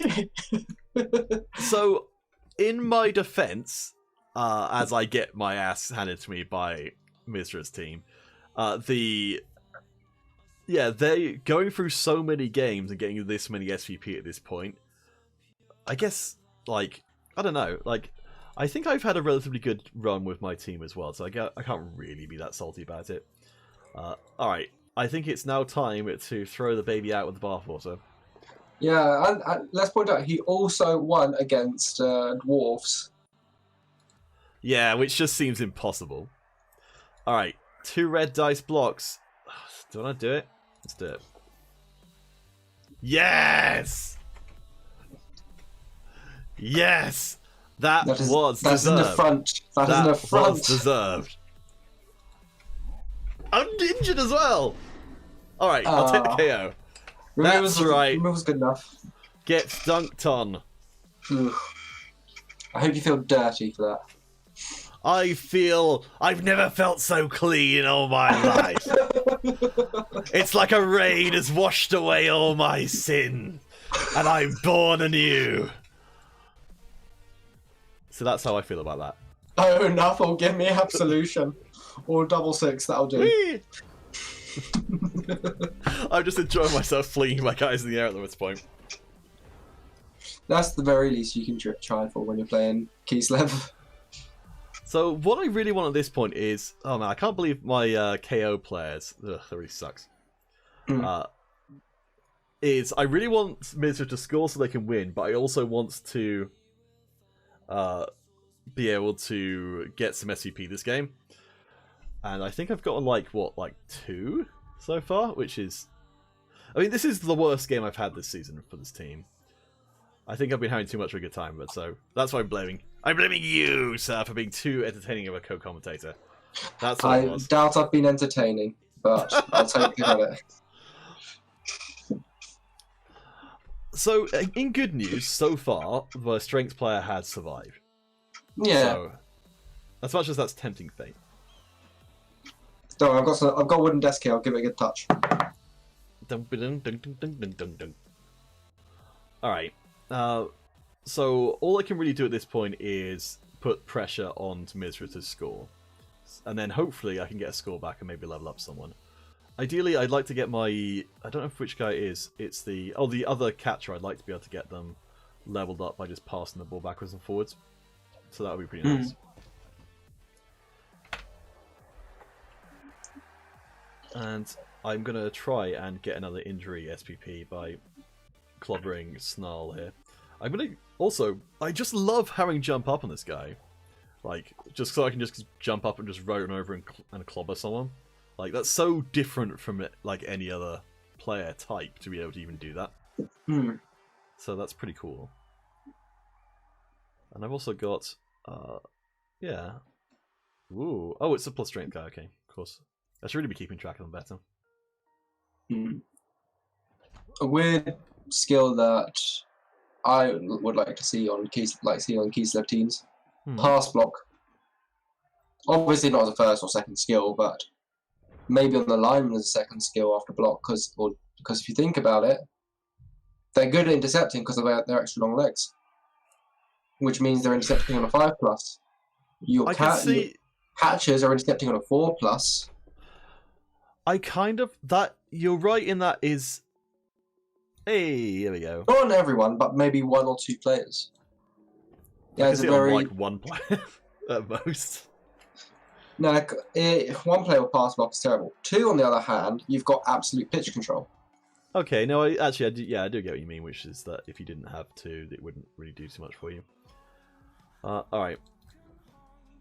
Let's get my boys up. I mean, my fine clothing up.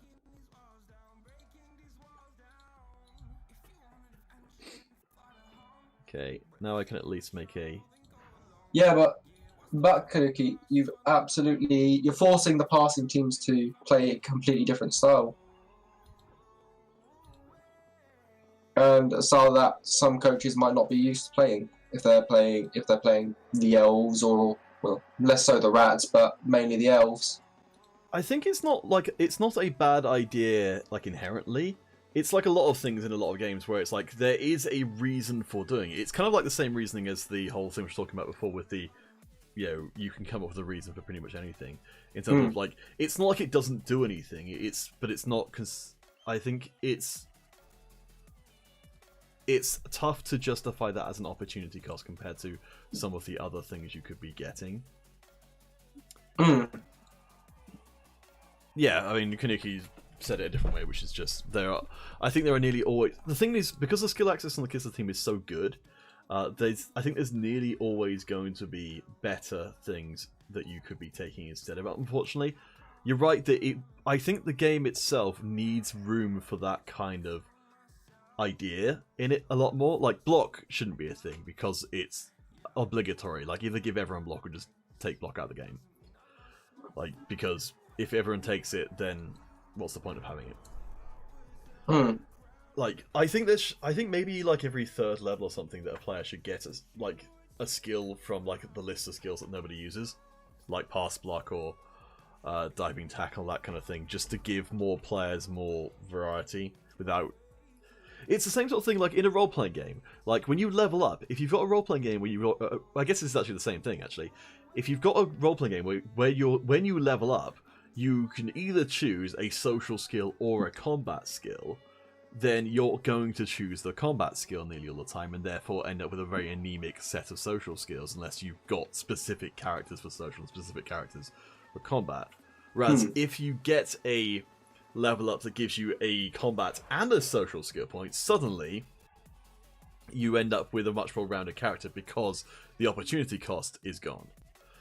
So, 3rd skill has to be random. That would be amazing. I think that's a great way. That would be a great thing. I think that would make Blood Bowl at least 5 times better. It depends on the campaign. Yeah, I really like for there to be an opportunity for it to be worthwhile to go for like weird skills, because I'd love to have more players who had just like one extra skill that you wouldn't see in other places. Okay, so it's going to be a chain push away from my guy. I can live with that. He's trying to be as safe as possible. I think is at the end of at this point I have actually got a big amount of money in the bank, and I might even consider bringing in another blitzer and start things to level up. I'm very happy to have gotten the chance to actually use diving tackle in this game though, because that was pretty fun. Diving tackle was chain push back and forth. Don't die, because if you don't die or get stunned, I can jump up with you and then go in for another hit. Is he going to score? Sure, yeah, he's going for the score. Oh, sick. That's pretty kind. So Mitra, I think, is definitely doing me a solid there, because they don't need to score right then. I am going to quickly go to the toilet because I'm a professional. Alright, thank you for that information.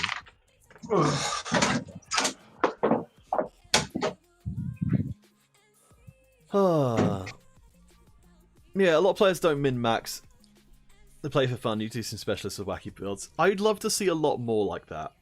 I really wish my catcher would come back, but... This is... Break free is the most important one, because you can spend time passing and then become a blodge player.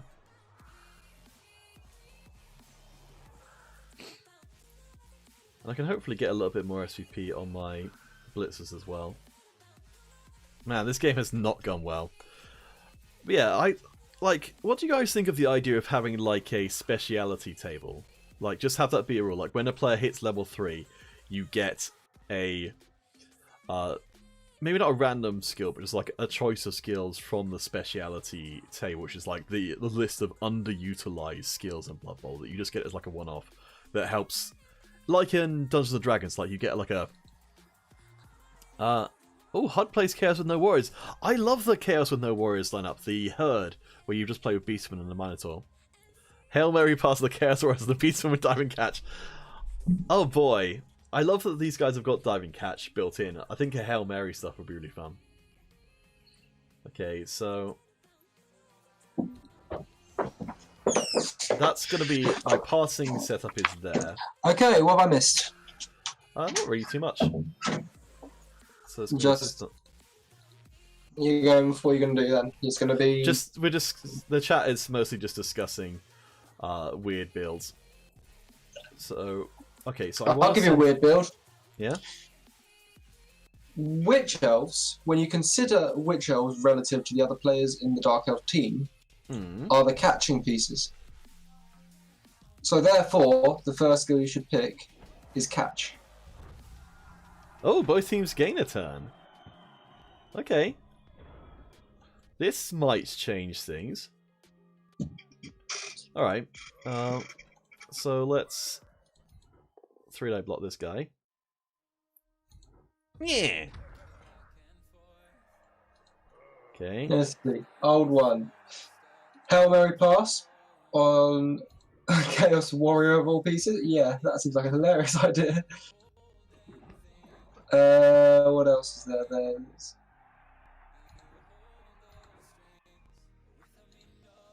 Of course, the Sage one has got himself diving tackle on a warrior. Yes, I did see that, and I thought that was really cool. It makes sense. Diving tackle plus stand burn plus dodge if you roll another double. You've got a very silly piece.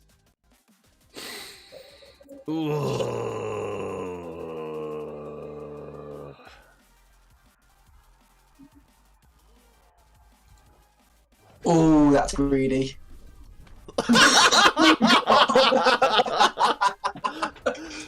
It was totally worth it. It was totally worth it. I just like the idea that the bear runs in growling and the little goblin just punches it in the eye. I presume it misses the goblin a little bit on the way down. Maybe it hits it on the face, but then it hits it so hard and it just cuts through the goblin so much it hits itself on the face on the way down. Oh, well that's handy. So both of our big guys are not uncooperative. I think I lose the ball here. Yeah, 0-1. I feel like I made the right choice. Even though I think I just gave up my chance to get any SPP. Because the ball's going to get stolen now. I really want the bear to level up, because the bear with guard is 1,000 times better than the bear without it. Or the bear with block in that case would have been useful. Yes, it would have been. I mean, the bear with block, I guess, is more of a stepping stone on the way to being a more reliable bear with guard. But I don't blame Mizra for just getting up all over the ball at this point. I was sort of tempted to foul the two heads guy, even though I felt like Mizra had... I don't know if they actually were trying to specifically do me a solid by scoring earlier than they strictly had to. I think they weren't doing the newer solid. I think they felt that they could score again. You're right. Thank you for being the evil angel on my shoulder there. Now I don't feel guilty at all about slaughtering them.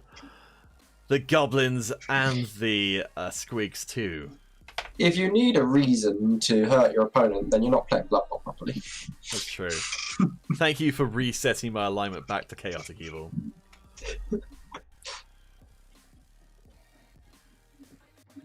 Show you the true path of disgusting vileness and making everyone hate you.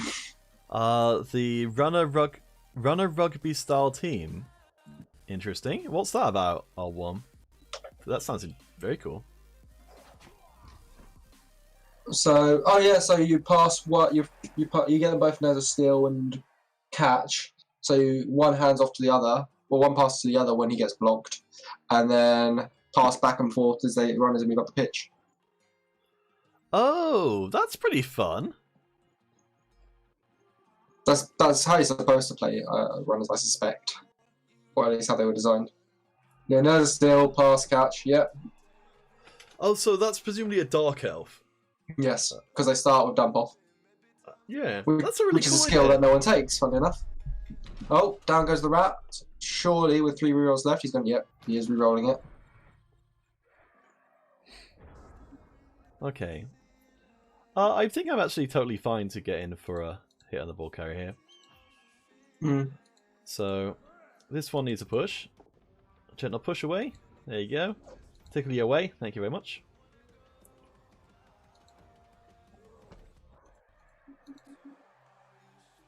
Hey, it's even on the 2 heads guy. Yep. Good. Good morrow.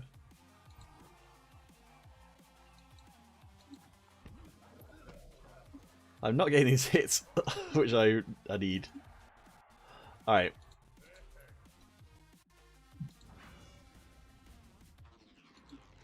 Blitz. Yeah. I take to the sky. Look at me. Am I not beautiful like the sun? Yes! Now that they scored 2 and the game is beyond doubt, now is when your leap starts. Well, now is when you start hurting the ball carriers. Yep. Classic Blood Bowl. It is the most classic of all the Blood Bowl. Okay. Oh, That's hello. pretty good.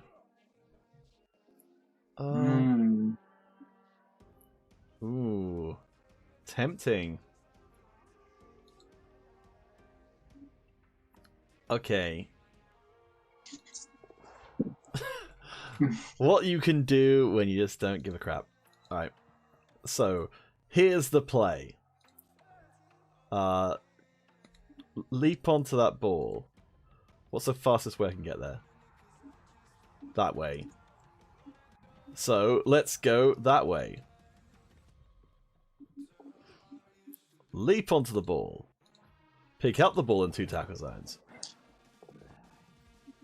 Get away.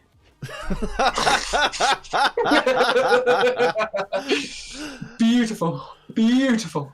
This is what peak Blood Bowl looks like. Game's over, so let's just do shithousery. I mean, Kislev is definitely the team where you can get away with more of that. Man, this is like the perfect hit there. Bad follow? Oh, Where was the bad follow? The blitzing the ball carrier? I can't remember. I think blitzing the ball carrier was a bad follow because you're now next to Claw. Oh, yeah. I think that's what he's referring to. Yeah, yeah. The icons are rather small for me, sadly. So I can't The icons are tell really too small for much. anyone. Like, they try and bung way too much information. On my last stream I was talking about, I'd much rather have the option just to have it written. Hmm. Like, it would look kind of crap, but I'd rather just have the words, like... You could easily, like, have one which was just like, you know, if the leap would just be like L-E-A-P. And you're like, okay, at least I know what it is, even if it doesn't look nice. Hmm. Tabletop's quite a problem for that as well. If you don't have any specialised things to show what skills you have on your players, it can be very hard to work out who's got what. Oh, KFO Jed has a mod to change it. How have I Yeah, not heard about this? I was thinking about that. I was thinking about him, but I couldn't remember who he was. Where can I get it? In his stream, he shares the link. Okay. Let's go and see if we can find it.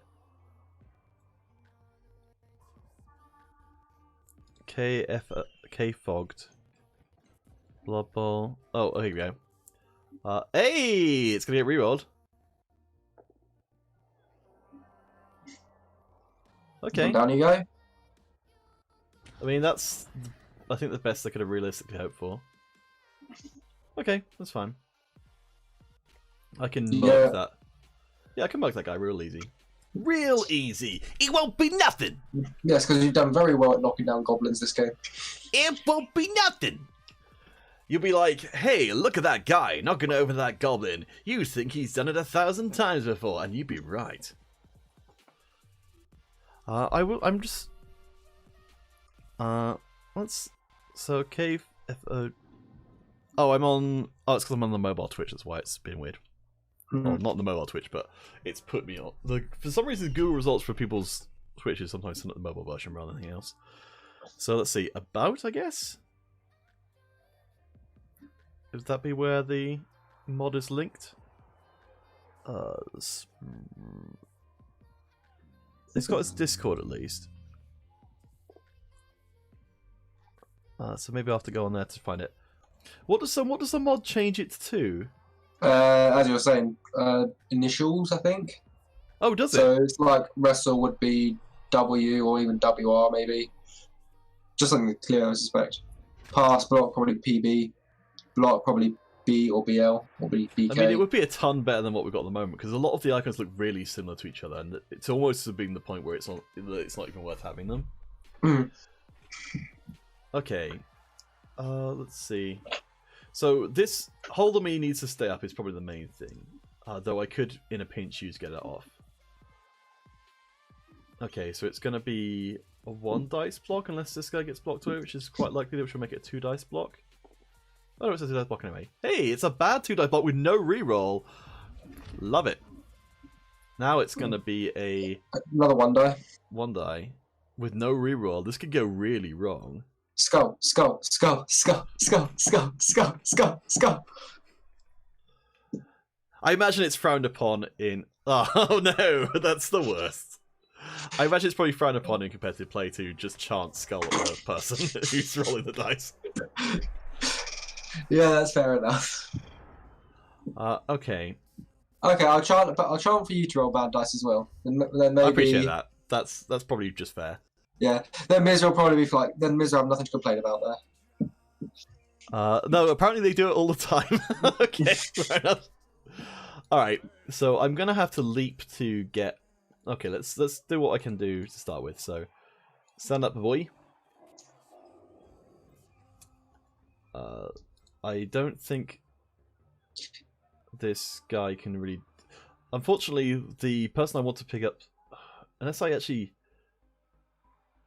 Let's see. So I could leap and then... It's 2 dice whatever happens, actually, so I'm just going to take a leap. Oh, what's Mitra saying? I'm going to fire that stupid troll. I mean, I don't feel like it should be a surprise when you have a player who's literally got the really stupid skill, that they are really stupid. Trolls are sometimes amazing, and sometimes, but most of the time, absolutely awful. I mean... You can get claw on this troll and stuff, so that's not too bad. Alright, so gotta leap. Gotta go fast. No! That's not what I wanted at all. Try again. Do better. There we go. Okay. Knock that goblin on his arse. Good job. Just like that. Okay, the ball went into an okay place. I really would like this guy to get a score. That would be proper nice if they did. Okay. Cool. That went about as well as I could have reasonably hoped for.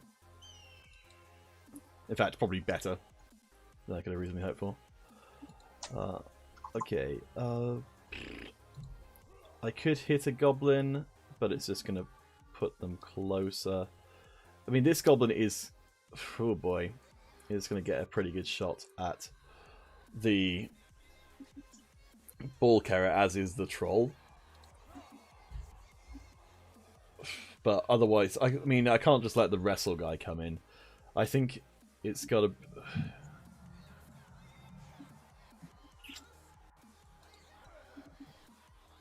Okay, I think I'm going to try a leap here. Well, that's... Nope. How about no? How about you just fail dodges? Innovation BB setup.xml in your save data folder. Oh wait, what are you talking about? I think they're trying to teach him how to install Oh, the mod. the how to rename setups. That's pretty cool. I'm not particularly worried about that. I just tend to do each one manually. Last World Cup, I played a French team who was always with his fist up, celebrating every turnover I got.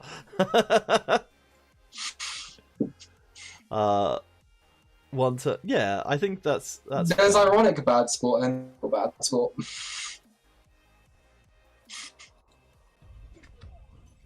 Oh, that's it. I'm not sure where he's going to go there. Okay, I mean, I don't know if they're bold enough to go for a. Yeah, it wasn't bold enough to go for an actual blitz with the troll. So it's going to be what, a goblin trying to go for it? I guess. I don't know who else is going to potentially get it. Oh, but yes, if anyone can find the K-Fogs icon changes, that would be pretty handy. I guess I'm gonna join his Discord to try and find out because I couldn't see it in the information. Yeah, 2D Goblin Blitz, good spot there. That's probably what it's going to be. Alternatively, the two go for it on the Claw Blitzer might be a thing. Oh yeah, 1, 2. 1, 2, 3, 4. Okay. Yeah, I think you're right. My guy doesn't have block, so that's a lot better chance of doing it. Oh boy. Oop. Hey! Well, that's probably going to get re-rolled. Hey! Hey! Okay, so it's really easy to forget these moments like this, because I think it's really easy to take it for granted that you're going to get a, good dice. And in this case, I just got really lucky there, and I've got to try and internalize this moment and remember I don't just always get bad dice at all. In fact, I never think that anyway, but it's very easy to end up in that kind of line of thought. Okay, so I really want my break free bits to score, so I think I might just leap them and then leg it up the pitch. I can bring in a blitz onto Cutter. Let's see. Alright. Oh wait, he's got... Yeah, let's not do that. Alright.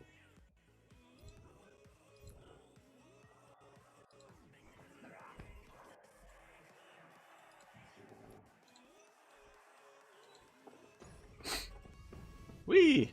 Go, bear, go! I just wanted to have the bear involved, really. I mean, yeah, you always need to give your pets attention.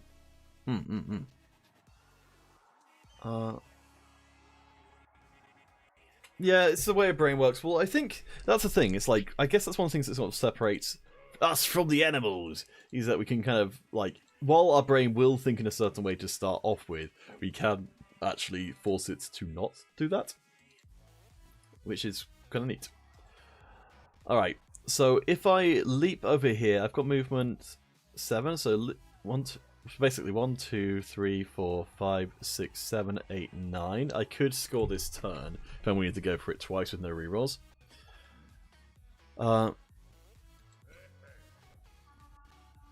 I think the correct thing is to move the goblin out of the way, and then I can just dodge and run, and then leave myself in a pretty good position to actually... Yeah, I think that's the best move. Alright, so I'm going to move this guy here just to stop this plus strength guy from being an issue. Oh, without any rerolls, I've got best chance of...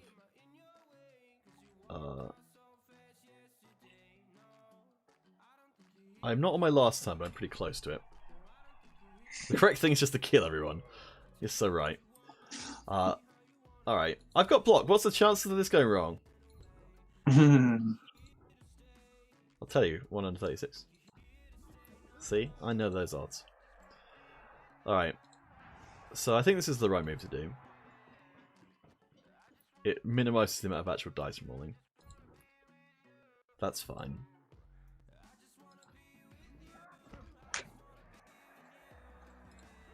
Is there a goblin hiding behind there? No. Okay. There will be a goblin up on my arse momentarily, though. Run away! Run away! Okay, do I do the double going for it here? Worst case scenario is I get stunned. I mean, as it stands, it's pretty hard for the Mighty Blow guy to get out. The two heads guy is definitely going to get out. But I have got dodge, and he's got no rerolls.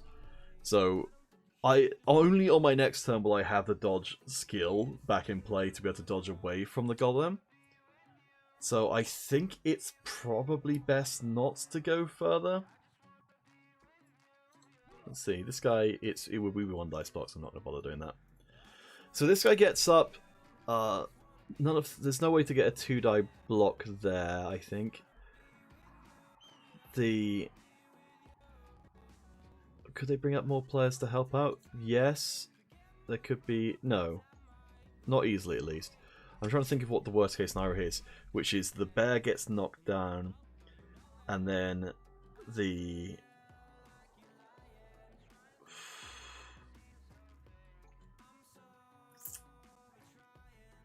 I think this is more right than it is wrong. I just really don't like putting a score on 2 going for it when I've got a relatively okay chance at scoring otherwise. I feel like that was probably the right thing there.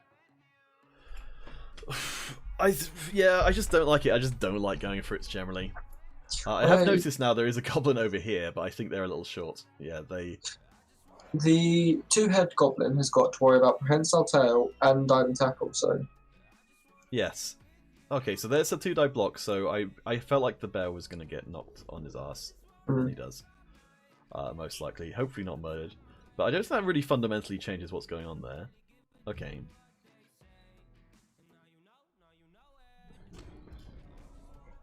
Yes, the diving tackle's going to get blitzed out of the way, but it's still going to be only a 1 dice.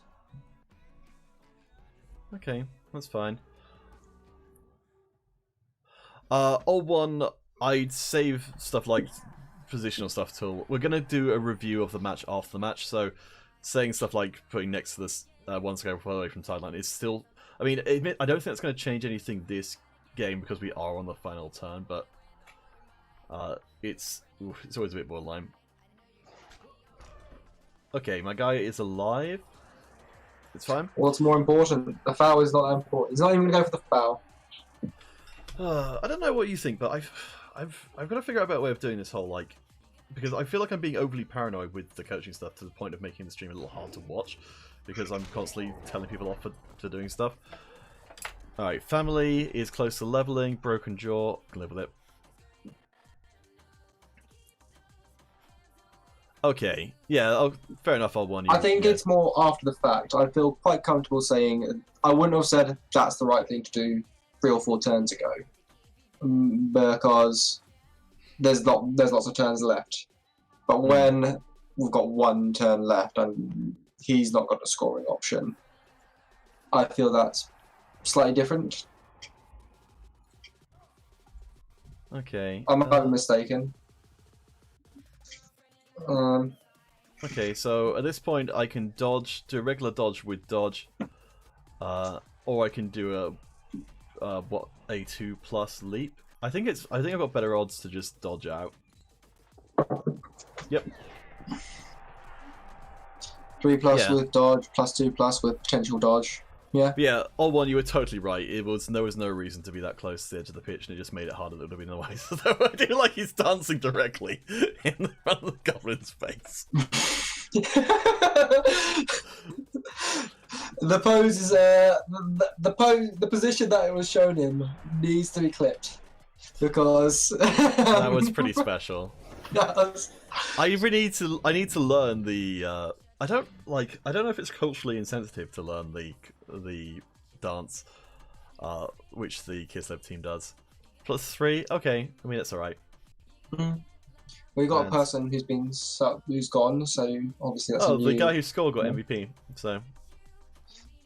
Right, so that's a level up. He's got a level up. At least some way towards the next one.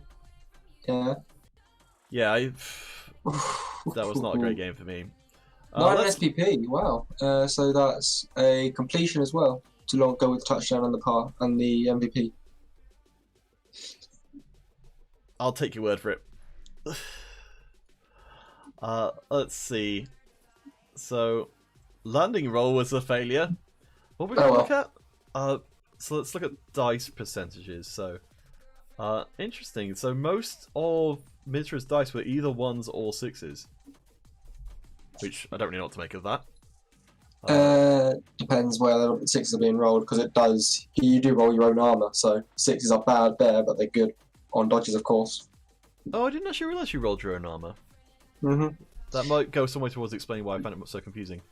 Catches, there were 4, there were 5 attempts at catches, only one of them succeeded. Wait, pickups were good. Yeah, the pickups were very good. Leaps, they were almost exactly as effective as you would have expected. Lightning bolt. Yes, I mean, actually my stats were pretty much where you'd expect them to be, 50% on the 50% roll. My bonehead was really good, actually, only failing once. Yeah, your bear was good. What else? There's also... You didn't roll loner once, so of course that's not showing up. Yeah, dodge is reasonable. Your armor is... I'm not sure if your armor is low or not. Your armor's probably actually about right. I felt like I didn't get as many injuries in as I would have liked. Yeah, but that's your armor, not his armor. Let's see. So go to him and then we'll look at his armor. His armor's slightly better than average, I think, considering he's got quite a lot of armor value 7 players. The diving tackles are pretty fun. Diving tackle worked 3 times. Works like a charm. I think, like you were saying, with the pass block, it's a skill that once someone's aware of it, it's not going to get used, they just won't try and dodge. Which in itself is still doing something. Okay, so let's just get out of here and... Oh, sorry, I realised that I wasn't, by validating the match, maybe keeping Mitra waiting. So let's go into the team and I guess just get Blodge on the other guy. Oops, that's not the right one. You might roll a double. That's true, in which case I would do something fun with them. No doubt, no doubt. Alright. Level up! 6. Okay, well, what can you do, huh? So they've got dodge, they're going to get block. Yeah, probably the right choice. Keeping your catches alive. Yeah, well, I mean, I think that's fine. So now I've got a couple of blodge players, a couple of blocks. The team's alright. I think the only thing I'm a little bit salty about is is getting the wrestle guy taken out, which is he'll probably stay on the team for a while because I think wrestle's still okay, but it really limits their ability to be used as the ball sacking player, which I was hoping they would turn into. But because I've now gone over 150,000, I think I'm kind of obliged to pick up another blitzer. So, in thanks, I guess thanks, Calagum, for joining me today. I would like for you to name the new blitzer to the team. The pain, the pain, the pain. Okay. Let's see. Seems to be within theme. Okay, so that's too long, but... The pain, the ... How about... To pain. To pain. To pain. I think that's a good idea. Alright, and which head would you like for them? We've got... Let's see, let's start from... we've got Weasel... That's not a Weasel mouth. Walrus face. We've got... Walrus with long hair. Yes. We've got Scarred and Dangerous. We've got Father Christmas. With a cat with one eye. We've got Princess Leia.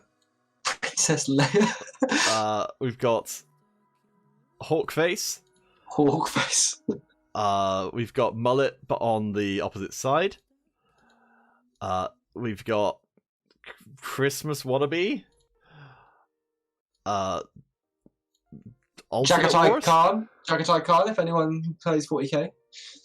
That could well be a thing. We've got Edgy Haircut.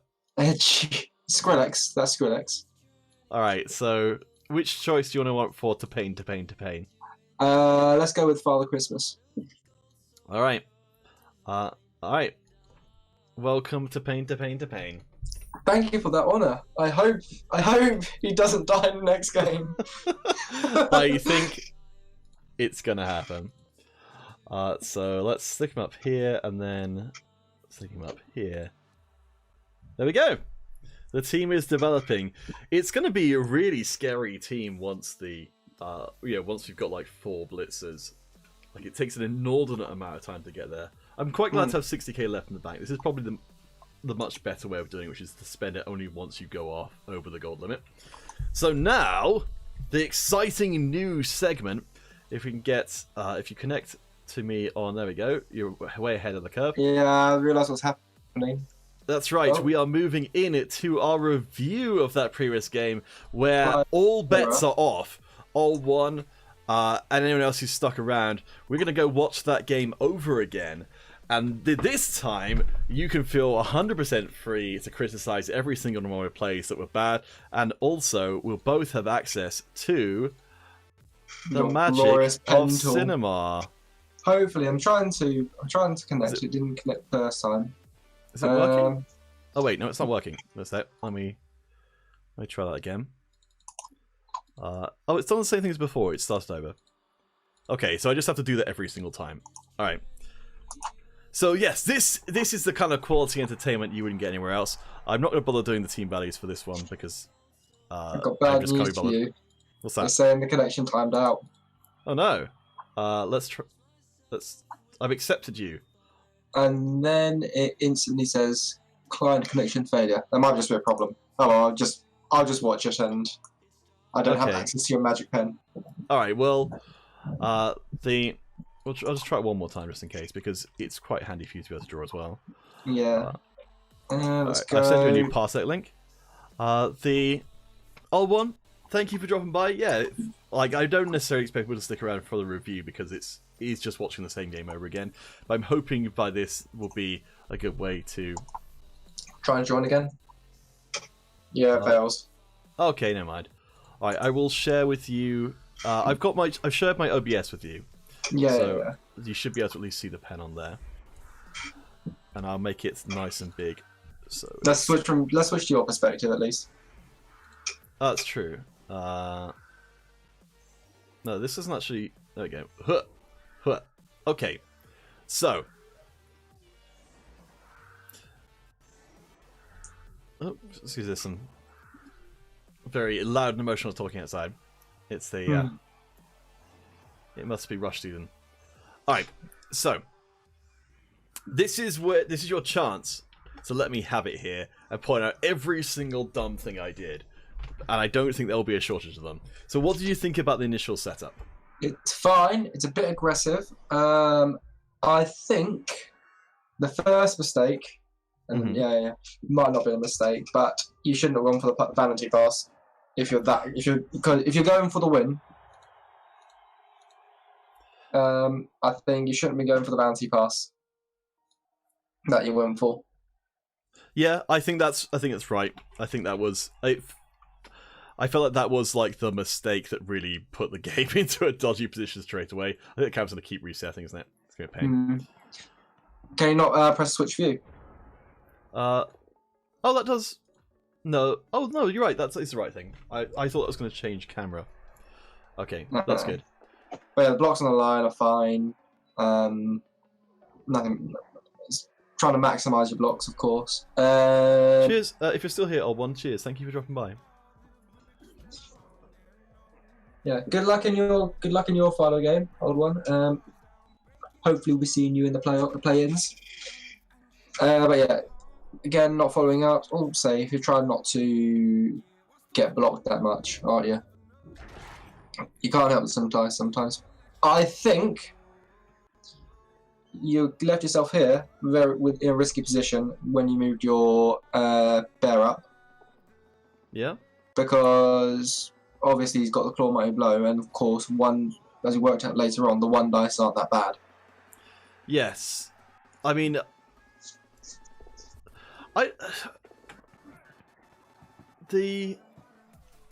So with let's pause it up here. So after in the aftermath of the Vanity Pass, so I'm trying to think like if I hadn't done that pass, then I would have just sort of held on to it and probably moved up to around here, I guess, and then maybe caged, which would have been a lot safer. Yeah, because imagine having these two guys that are on the wing that are down in the back. Imagine having them pushed up as well. At the moment, he's got two, maybe three blitz targets if you consider the bear.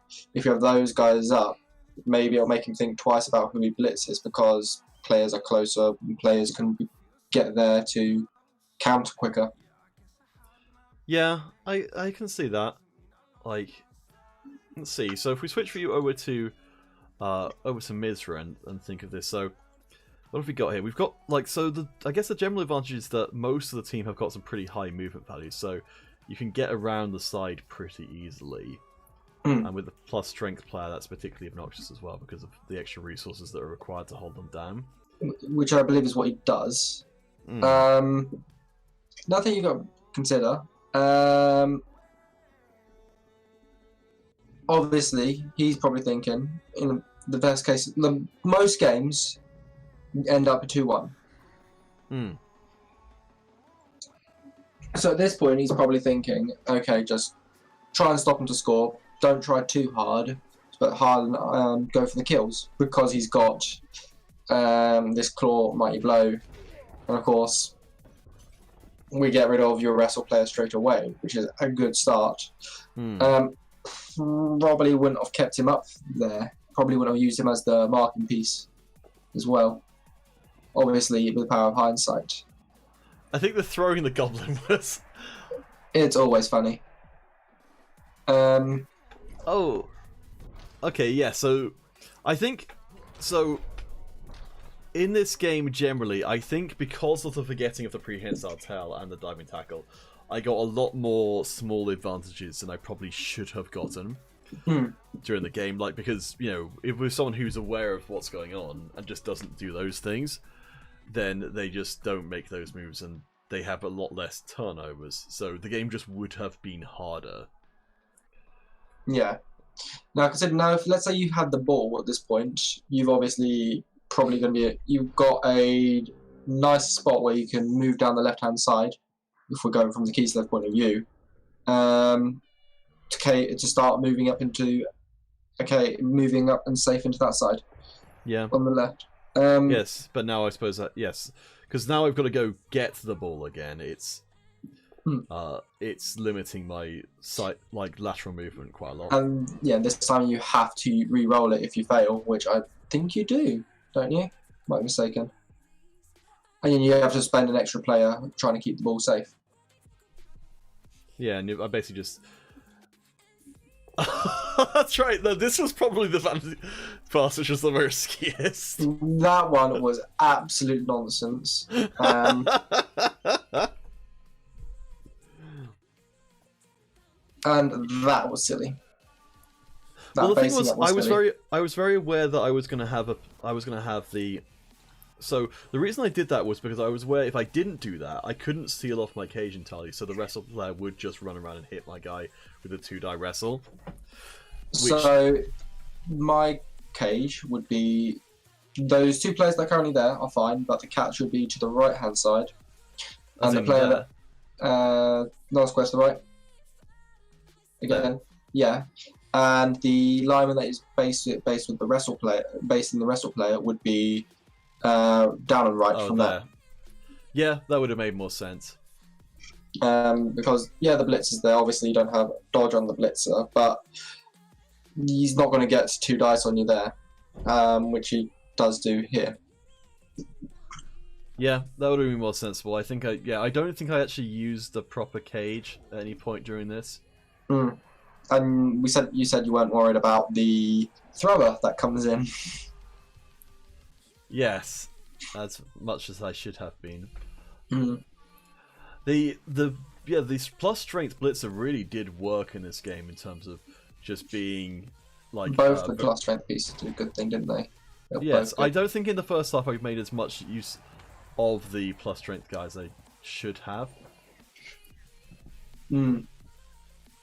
At this point, you've lost the ball for the rest of the drive, I think, haven't you? Yes, I think from this point onwards, by not caging up the ball, I've effectively thrown the first half. And it went about as well as I could have, which is I think that I at least was able to put up a fight. I couldn't. It's all sort of blurred together in my mind now, but yeah, this is leading to a situation where. So a big thing I remember from this is that I ended up with a really heavy commit over to the right hand side, even though because I was so focused on trying to get rid of his Mighty Blow player. Yeah, it was the right thing to be concerned about, but when he's moved his strength 4 piece over, you probably need to move your strength 4 piece over. Because he's your most effective counter against that and his troll. Obviously, you end up just ignoring the troll completely. You just try and stay away from it. But it's the things you need. They're the sort of things you're going to be concerned about, especially because your blitzer is much more mobile than your tame bear. Let your tame bear deal with those players over there. Plus, Prehensile Tail's going to make it hard for them to move. Yes, I guess ideally I get up in a situation where the bear is say between those two players, so they then have to bring in a third player just to even get a 1 dice block on them. Mm. Yeah. So that feels like that's a significant decision point there. What just happened there, which is when I dodged in with the intention of just moving the ball. Yes, you told me off because I said you should have leaped there, and I was like, "Yep, I shouldn't have said that." But yeah, you should have leaped there. Yes, I'm kind of curious whether you or anyone in the chat has an opinion on whether or not that was the right decision to be making at that point. Probably not. I'm not sure who we've still got here. Let's go back a bit and hopefully we could get through this pretty quick. No.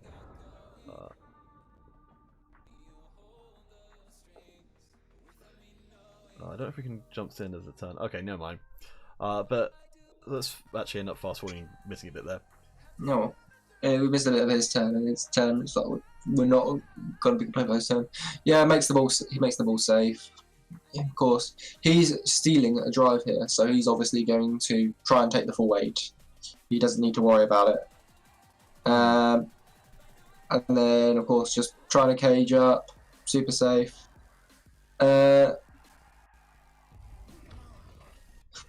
Obviously, that worked out okay for you, but I feel like, again, later on in the game you're doing this more often, you're using your blitzer to break the cages. But you should have started here instead of when you did start trying to break the cage that he was forming.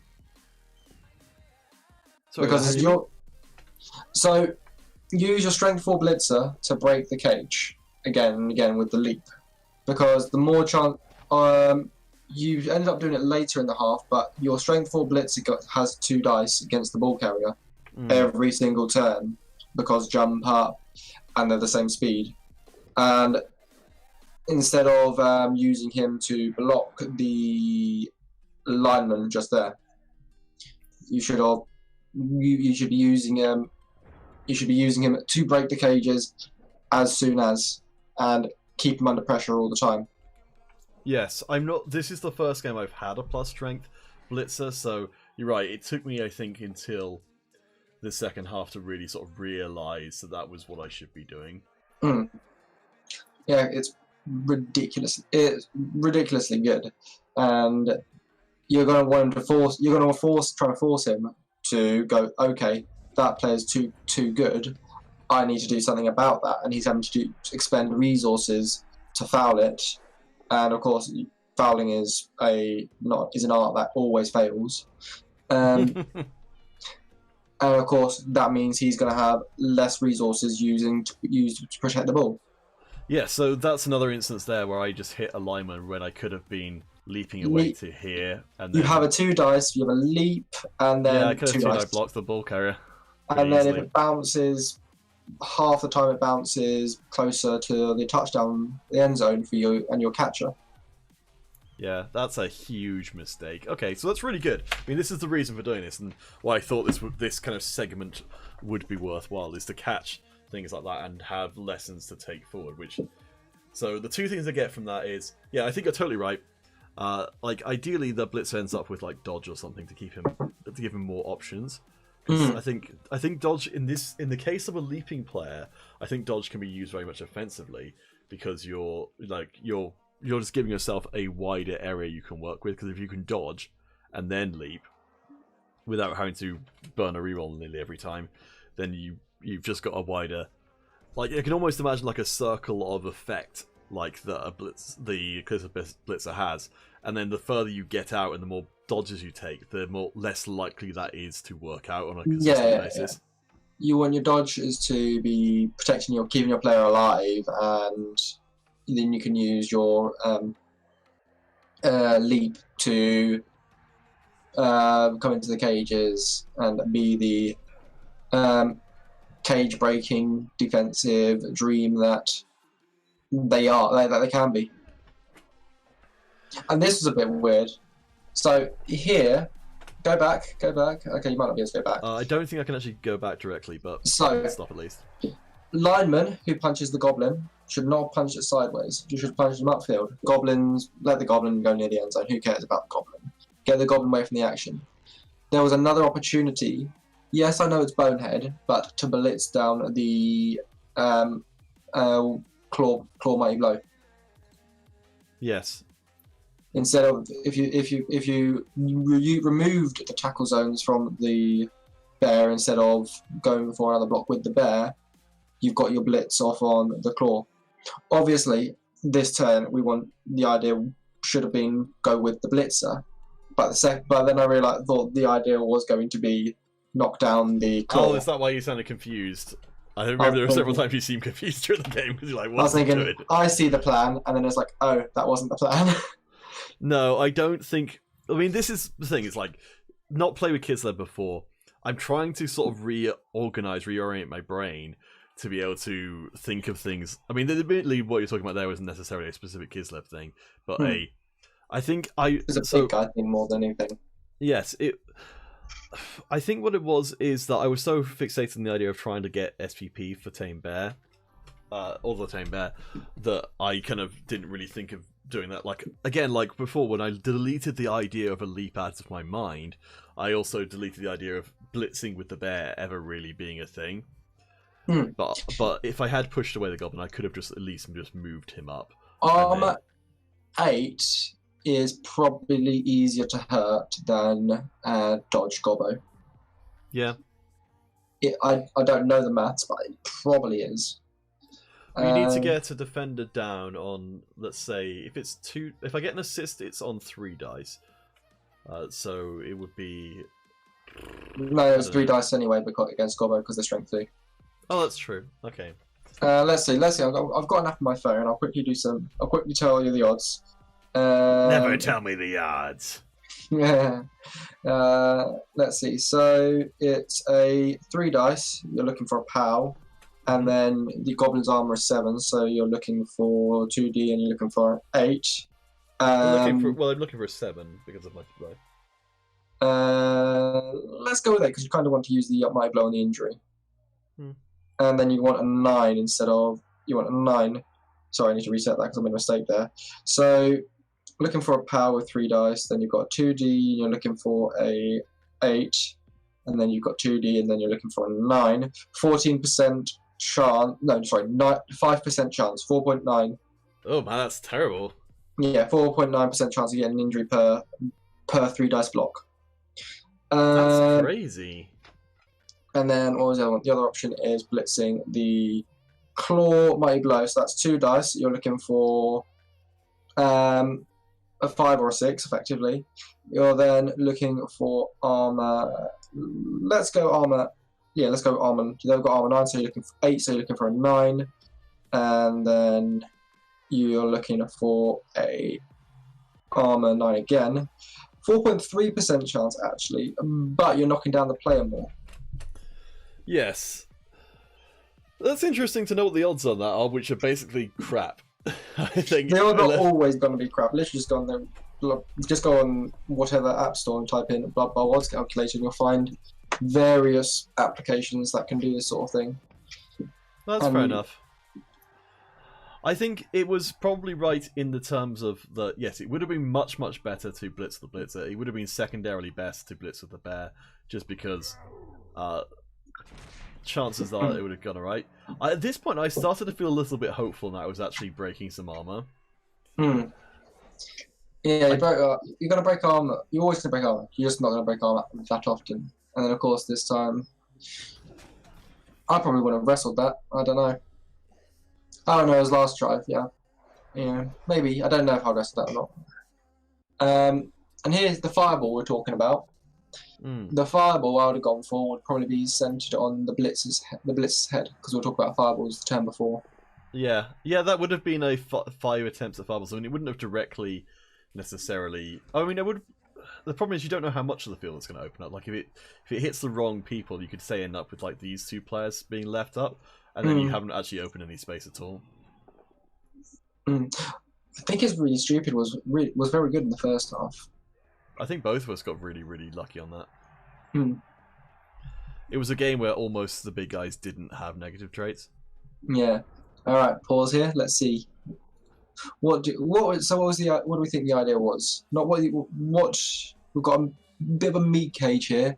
I think the idea you ended up going for was you're trying to blitz the. You finally worked out that you need to use your blitzer here, and you tried to blitz from the top of the cage.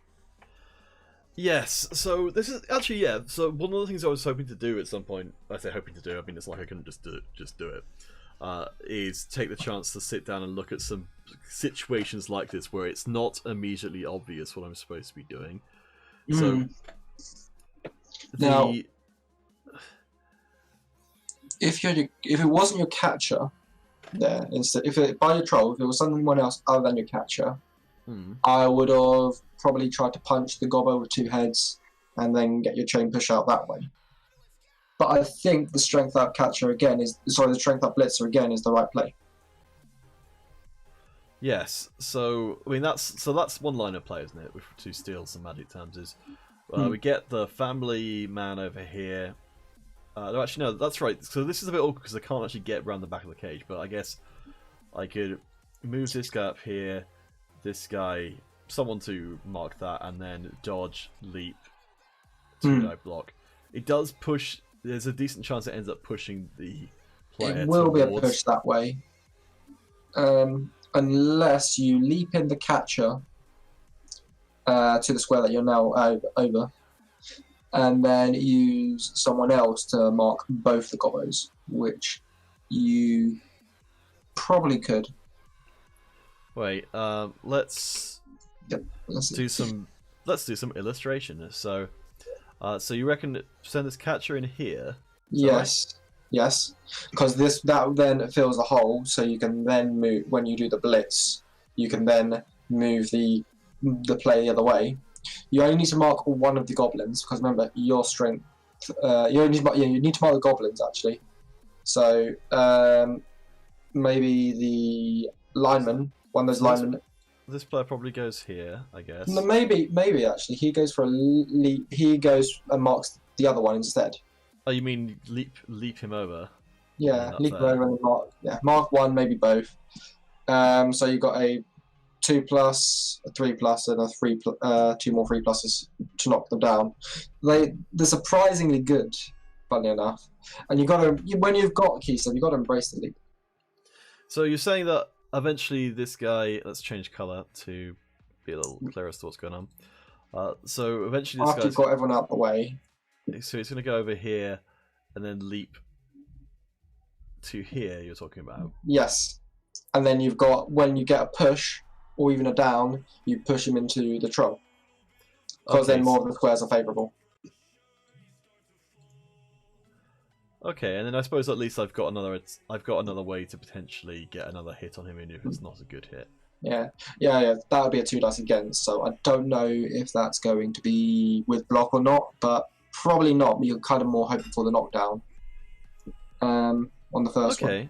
Yes. So that feels like that's feeding into a general Kislev technique, which I've seen being used by Sage and a few others, which is that you can set up chain pushes in a way that no other team could do. Because you can leap in and create them. I think that's the thing that didn't occur to me at the time that I should have. That helped negate my initial worry, which is that I was just going to hit him and he was just going to go down and get actually help them score. Yeah, but that's what I would go with. Obviously, later down the line, when you've got another level up on your blitzer, strip ball's a good skill to consider. Not against this team in particular because of sure hands, but the elf teams, for example, most chaos teams, some chaos teams won't have sure hands. The lineman who got injured and got minus move was the one I was hoping to build up in a way which would be wrestle, tackle, strip ball, because the linemen have got really good skill access. What block? General. I mean, they've just got I guess it's just general actually. General covers all the stuff you'd want them to be really good ball sackers with. Yeah, wrestle and strip ball. Yeah, because inherently the blitzers, because they're gonna have block, and wrestle doesn't play terribly well with diving tackle. That the blitzers aren't actually amazing at getting hold of the ball because so many ball carriers are just going to end up with block anyway. Yeah, go with maybe strip ball on your next sapper on your next piece. Yeah, next level up, because obviously your movement down wrestler is good for a bit. I think he'll fulfill the function for the time being. Hopefully they won't absorb an MVP while they're at it. I guess that would be fairly unlikely. But I'm hoping to get at this point. I think I will, as I'm leveling up the Kislev team, there are more and more options that are being opened up in terms of play. So I'm hoping that. So the first lineman I think is probably going to get kicked. The next one will start being built up towards a replacement wrestle player, and I don't think you can really have too many wrestle players in this kind of situation. Yeah. If your blitzers are going to get the block, and then if you get wrestle and everyone else, you've basically destroyed dwarf play. You've destroyed elf play. You've destroyed quite a lot of teams there. Yeah, I just find them so fascinating as a team. I really wish there were more teams like Kislev, where you can see that there is with the vampires. I feel like they're really worried they could end up being good. And vampires can be good. Vampires are unironically good, and my webcam has gone absolutely haywire. Hopefully, it will show up again. Vampires can be good. I mean, there's a I think the guy's called Random Boy. I think he's in Division 1 with. I think I have heard of Random Boy. Yes. Yeah, he beat Jimmy Fantastic's Chaos last season or season before in the playoffs. Okay. Yeah, it's the vampires can be made good, but they break cages in a different way to Kislev breaking cages. Kislev break the same way that Wood Elves break cages. So this is one of the things I am actually proud of in this game, which is to move up my lineman to free up my blitzer. Yes, because you worked it out here. Didn't you? Yes, this was my moment of clarity where I was like, oh yeah, as much as he's injuring people, if I can't free him up, then suddenly my options are a lot worse. So to recap on stuff we learned so far is always be trying to leap in your straight 4 guy. The leap to make chain pushes more viable. And what other stuff was I doing that was silly? The vanity passes. I mean, you're never going to argue me out of those. I mean, if you're sure at the start of the season, but this was a crucial game where if you won, you had control of the league. Yeah, actually so it does sort of play into the other point, which is that protect the freaking ball, which I just didn't do by passing it and running around aimlessly. So I think that's another big lesson. So. I'm going to write these down. So the first one is protect ball. And then we've got blitz with plus strength. And buddy plus strength. So get the buddy system in place to make sure they can actually get free. Yeah, and also the buddy will help you. Will stop make it harder for them to be blitzed down as well. Because there are going to be some coaches that are going to go, that strength piece is a bit of a nightmare. Especially if playing, pardon me, Bretonians who have Dauntless and Norse who have Dauntless as well. Mm. But yeah, you get someone in there, and you go for a 3 dice against, and you nearly got it. You nearly went and got away with it as well.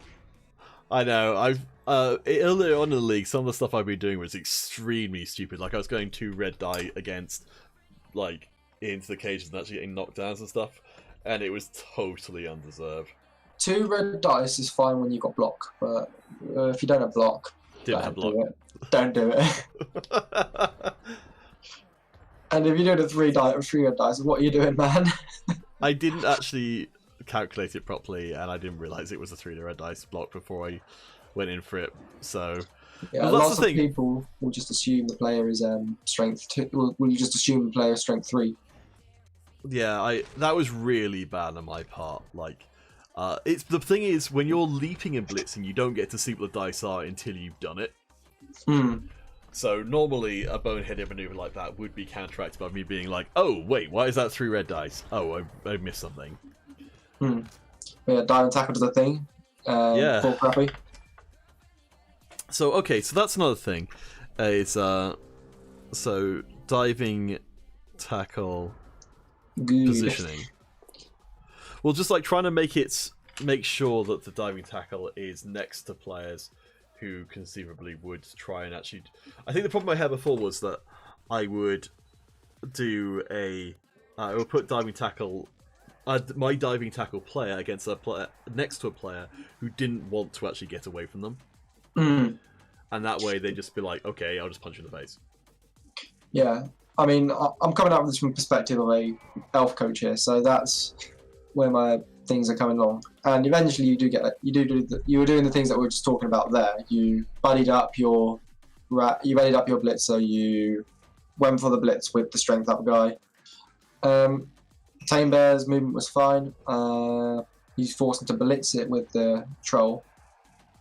And I think he didn't realise that he had jump up here for a little bit of the drive. Yes, I do think they missed it. And then, of course, he ends up running down the left. He had to run anyway, because otherwise he wasn't scoring. Because I don't think the rat that just did this block right there is in scoring position, so he has to do that run anyway. I was checking, sorry, I've just got a couple of messages. Okay, no, that's not important. And the other one is... Oh, Mizra saying thank you for the match. I mean, surely he could join in on us if he wanted to, I'd assume. Yeah.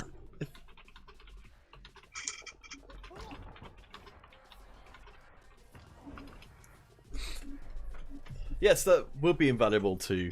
I might start doing that in the future, is asking my opponents if they want to come and join a review. This is the first time I've done a review, so... Oh, okay. But yes, I think that would be a cool idea, because a lot of time people are not wanting to talk because they're focusing on the game. Whereas in this context, especially where you're not going to... There you go. So I think from this point onwards, I have implemented what you're talking about, which is that I'm spending as much time as possible blitzing onto the ball carrier, and it's working relatively well. Well, as I said, this is the first game with the Tame Bear, the first game with the strength up blitzer. So it's taken a while to work out what's good. Well, no, to be fair, it's second game with the Tame Bear, but... okay. But yes, I mean, it's certainly still pretty early days. Like, as soon as that bear gets guard, their usage is going to change completely. Yeah. Guard, stand firm, what was it? Juggernaut, maybe. I did promise, if the bear gets 2 doubles, they're getting leap. So the first double was obviously block. Yes. And yeah, leap's always funny. I think a more sensible choice, which I don't even care that I'm not going to try, but I'm just going to say a more sensible choice is pro. But I did promise that I would have a leaping bear. That's fine. I, for one, want to see a leaping bear. To be honest, I don't know what that animation looks like. I don't know what it looks like either. Like, Admittedly, I could just like generate a custom team to see. At this point, Miz has won this game Yes. because you've seen he's good enough to stall this out to a 2-0 or 2-1 even. All he needs to do, if he scores on turn 1, well, turn 9, he's basically, even if you do manage to score in probably 3 turns, he's then got the possession. And he's got more speed than you. So he's got the advantage. I didn't notice that it was actually very sunny. Oh yeah. No, I didn't notice that either. That is not distinctive enough. Oh, hey, Mizra. If you did want to join the voice stuff, just send me your Discord, Mizra, and I'll bring you in on this. Otherwise, feel more free just to toss in comments. So, at this point, I was very dispirited because I was down in players, I was down in a score, and I honestly didn't know what the right thing to do here was. Like, from where you were sitting, if you're in this situation, you obviously want to win the game. What's your approach at this point? At this point, so it's protect your blitzers, which you're doing an okay job on, and protect one catcher, which you've only got one catcher at the moment. And the idea is, again, same thing that we're talking about at the end of the first half. Blitz in with your blitzer, get your 2 dice, try and get your 2 dice, and run away from Claw Mighty Blow. Yes. I think, formation-wise, look at this now. I think my only hope here is that there's a kick that doesn't get picked up or something similar, so it doesn't move forward, and that I can get some players into the backfield to go after the ball, because I don't think that there's any way I can stand up against an advancing cage or really do anything. Yeah, you kind of need him to come to you here, don't you? You kind of need him to get the ball and come to you. Okay, Mishra apparently is beyond Mishra's world to speak English, but typing's okay. I'm always really impressed with people who can actually communicate in different languages. I can't do any of them. I mean, my foreign language goes as far as some swear words in Dutch, fermez les bouches when it comes to French, and I love the Czech word for hello. The Czech word for hello is ahoy. Ahoy there. Just ahoy. I love it. It's great. Ah, that's pretty neat. Everything. And he sets up aggressive. I guess doesn't really account for a blitz. Well, I wouldn't say this accounts for a blitz. No, it doesn't. But obviously, you've not really set up hoping for a blitz, so it doesn't matter too much. But if there's a short kick and it's a blitz, the game is suddenly on its head. Yeah, I think if I'd set up everything 1 square further forward, that would have made a potential blitz a lot stronger. I don't think I really played to my outs here properly. As much as it is the option to just let the cage form and sort of delay, while I send my guy in to try and 2-die the ball carrier and hope that I can somehow pop the ball out of the cage. Like, that is an alternate approach here, which I didn't really consider because I felt like I was so behind that I had to start taking riskier moves. You are behind, but being sensible, getting everyone away from tackle zones, making your 1 blitz a turn, and then when the ball comes up, making your blitz on the ball carrier. It's always something to consider. Like with Wood Elves, you have to be very careful with your blitzes because your war dancers are so damn expensive, and when your war dancers are all singing or dancing. With blitzers, they are really expensive as well. Yeah, they're really expensive, but they've got the jump up, so they can catch up. They can catch quicker. They can catch up quicker, and they're not going to be fouled as much.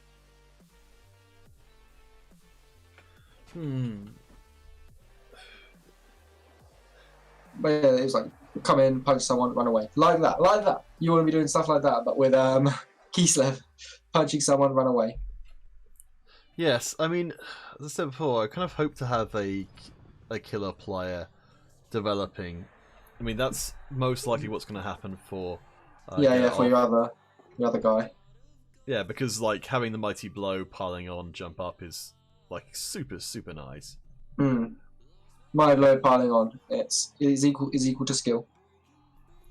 Yes, I mean, ideally, I think there's a world in which you could give Kislev like claw access with some sort of excuse, like it's not claws, it's knuckle dusters. Like, I mean, the bear's got no tail, but still has a prehensile tail. So, Well, yeah. okay, so it's supposed to be the chain around his neck, I suppose. So at this point, I'm trying to really go off the ball. That's fine. With your guys on the left, you are forcing him to cage up. And what's going on here is absolutely fine. You get a block, hooray. All good. It's all good there. So yeah, I think this is one of the, as much as I kind of like ended up being kind of sort of a little bit off-put by this point in the game because I was losing so many casualties, I think this was actually one of the better pieces of play I was doing during it. Yeah, this was a very good turn for you. This is hit and run. It's hit and run. The only piece that's base contact is the tame bear, and that's one you can sometimes risk. Obviously, does Misra go for the? I don't think Misra does claw it. Actually, it might do. I think Misra does go for a claw on the tame bear, and you get. But that's something you have to expect. But the bear didn't die is quite an important thing. Yes, that's very important. Yeah, it definitely looks like he's doing that. I think so. The thing which I missed out on here, which I realise is now a mistake, is I shouldn't have sent the lineman 1 square further forward, because a lot of the pieces were set up to build a cage around here. It would have been much better to have had him be 1 space back, and therefore making it a lot harder for that cage to form there safely. Your lineman is fine. It's the catcher that needs to be 1 square to the right. Which catcher? The catcher. This catcher. If this goes one to the further to the right, the cage is closer to the sideline, because there is tackle zones all the way along from the left of the blitzer all the way to the lineman. Oh, I see what you mean. Yes. So if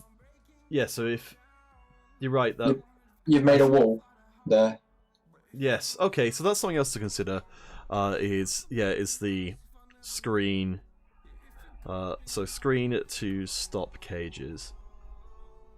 That's more of a general play thing. Very general when it comes to the elf. It's a very elfy thing that I'm seeing there. No, I think that's good. Like, to have the perspective is really good, because I wouldn't have necessarily thought of that. But you're right. That's a play that's open to Kislev.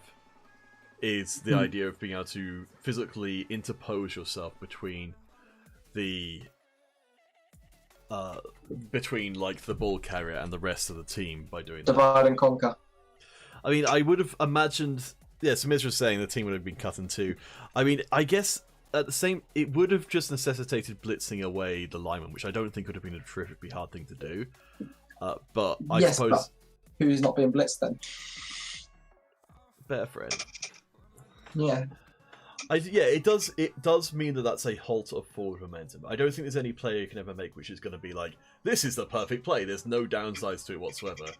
It's just what trade-off are you willing to make. The perfect play is rolling constant sixes. That's the only perfect play.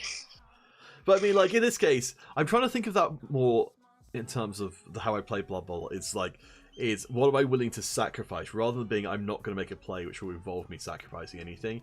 You're right. Like if I have the line there and I force the blitz, then at least I'm giving up something which may be the life of the lineman in exchange for forcing my opponent to play a certain way and play according to the kind of the way which I want them to play. Well, let's carry on. I think.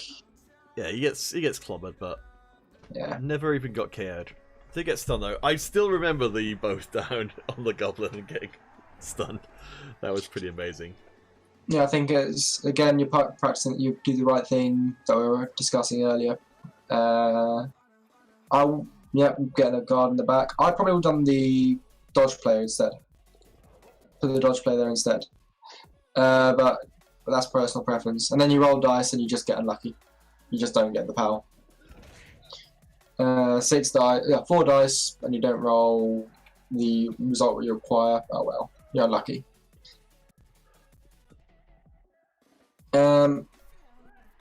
Instead of Mark putting the catcher up here, I'd have probably brought the catcher back as well. Sorry, brought the catcher to where? Just it doesn't matter where, but further back, further toward, because he's not doing much there. He's going to get blocked anyway, and he can't get. He can push down the line if he expunges some resources, but then he's got no movement on his ball carrier. I believe, if I remember correctly, his ball carrier does end up staying where it is. Yes. But I feel that there probably there could have been an opportunity to get further downfield, especially with the strength up. Rat coming in the way. For example, I'd have followed up there. Gets a chain push. Probably would have tried to push your the ball carrier through. Yeah, I was expecting that as well at the time. Yeah. But yeah, he gets his ball carrier free anyway. Either way.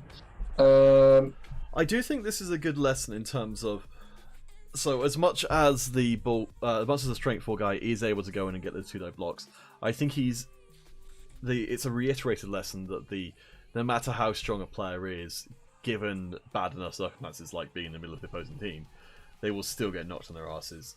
Yeah. Ideally, in the ideal world, you leap in the opposite side to the scariest corner. But obviously, you're not going to really get that. Yeah, I'm going to write that down. Leap to the least scary corner. There might be positional reasons you might want to consider going for a different corner though. But yeah, ideally.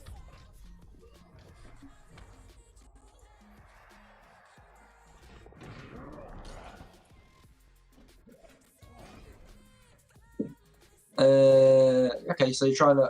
I suspect you're trying to free up the pieces that are over there. This is the turn in which I sort of lost my focus quite a lot, and that's why I started doing things like I did. Yeah, this is a don't care turn, really, isn't it? It's the full tilt turn. Ooh, but you still get double power. Yep. And as we found out, Mizra played much better when his troll was off the pitch. That's true. I guess it could be one of those things that Mizra could in fact just it was a nice hit. But yeah, you're right, it could just be one of those cases where actually firing the troll might be the right decision. Mizra, don't fire the troll. You don't. The troll provides too much. It provides a threat. Provides the threat. And yeah, you can get a nice safe cage up, and there's nothing you can do about it. Yeah.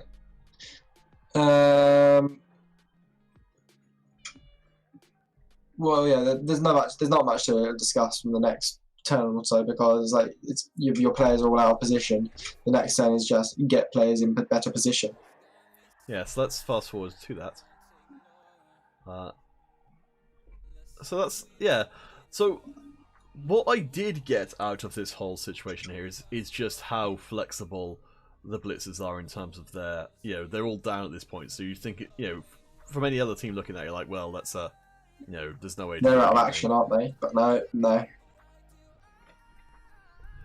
I think that's the thing. It's almost like reading a. We need him to get Claw, and that jackass only got 2 SVP in 6 matches. Maybe fire him and get a new one. Trolls are too good. Trolls on Underworld are too good. But yeah, that's all reasonable stuff. You're getting Diamond Tackle in there. Obviously, I remember a good chain push to get them both out of the way. But it's completely the right thing to do. I think he scores, doesn't he? Yes. Yeah, I think so. I think Mizro makes very, very good use of the goblins to set up the multiple chain pushes. Like that was beautiful there. The chain push back into the strength 4 guy. Like that's almost textbook kind of chain pushing, where you I don't know if they specifically set up for it, but the way that was executed on allowed for maximal amounts of good blocks. Yeah. There's a reason why he's at the top of the league. Yeah, let's go with that. Let's go with that. Well, that's the thing. Like, I have primarily come to REBBL to get my ass kicked. Like, because if, like, I've done a lot of, like, sort of big fish and small pond stuff where I've been playing against people who barely sort of know how to play the game. So I'm getting away with stuff because of that.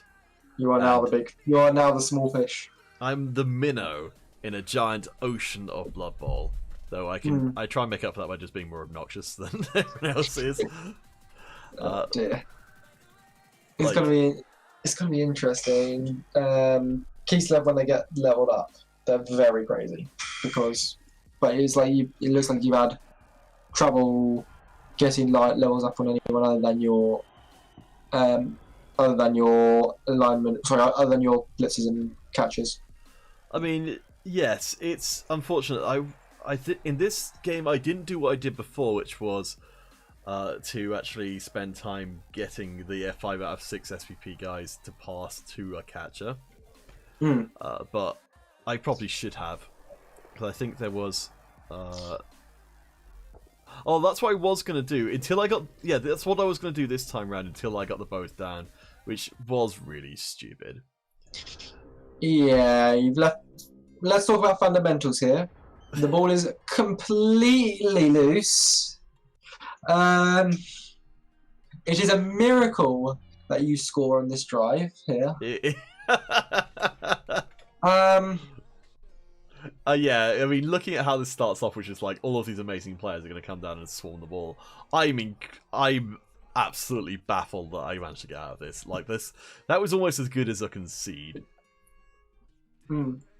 Yeah, this is back to the full tilt bit because like you decided to take the block against the gobbo on the ground, and it's like obviously that's a hilarious thing to do, and it should have worked.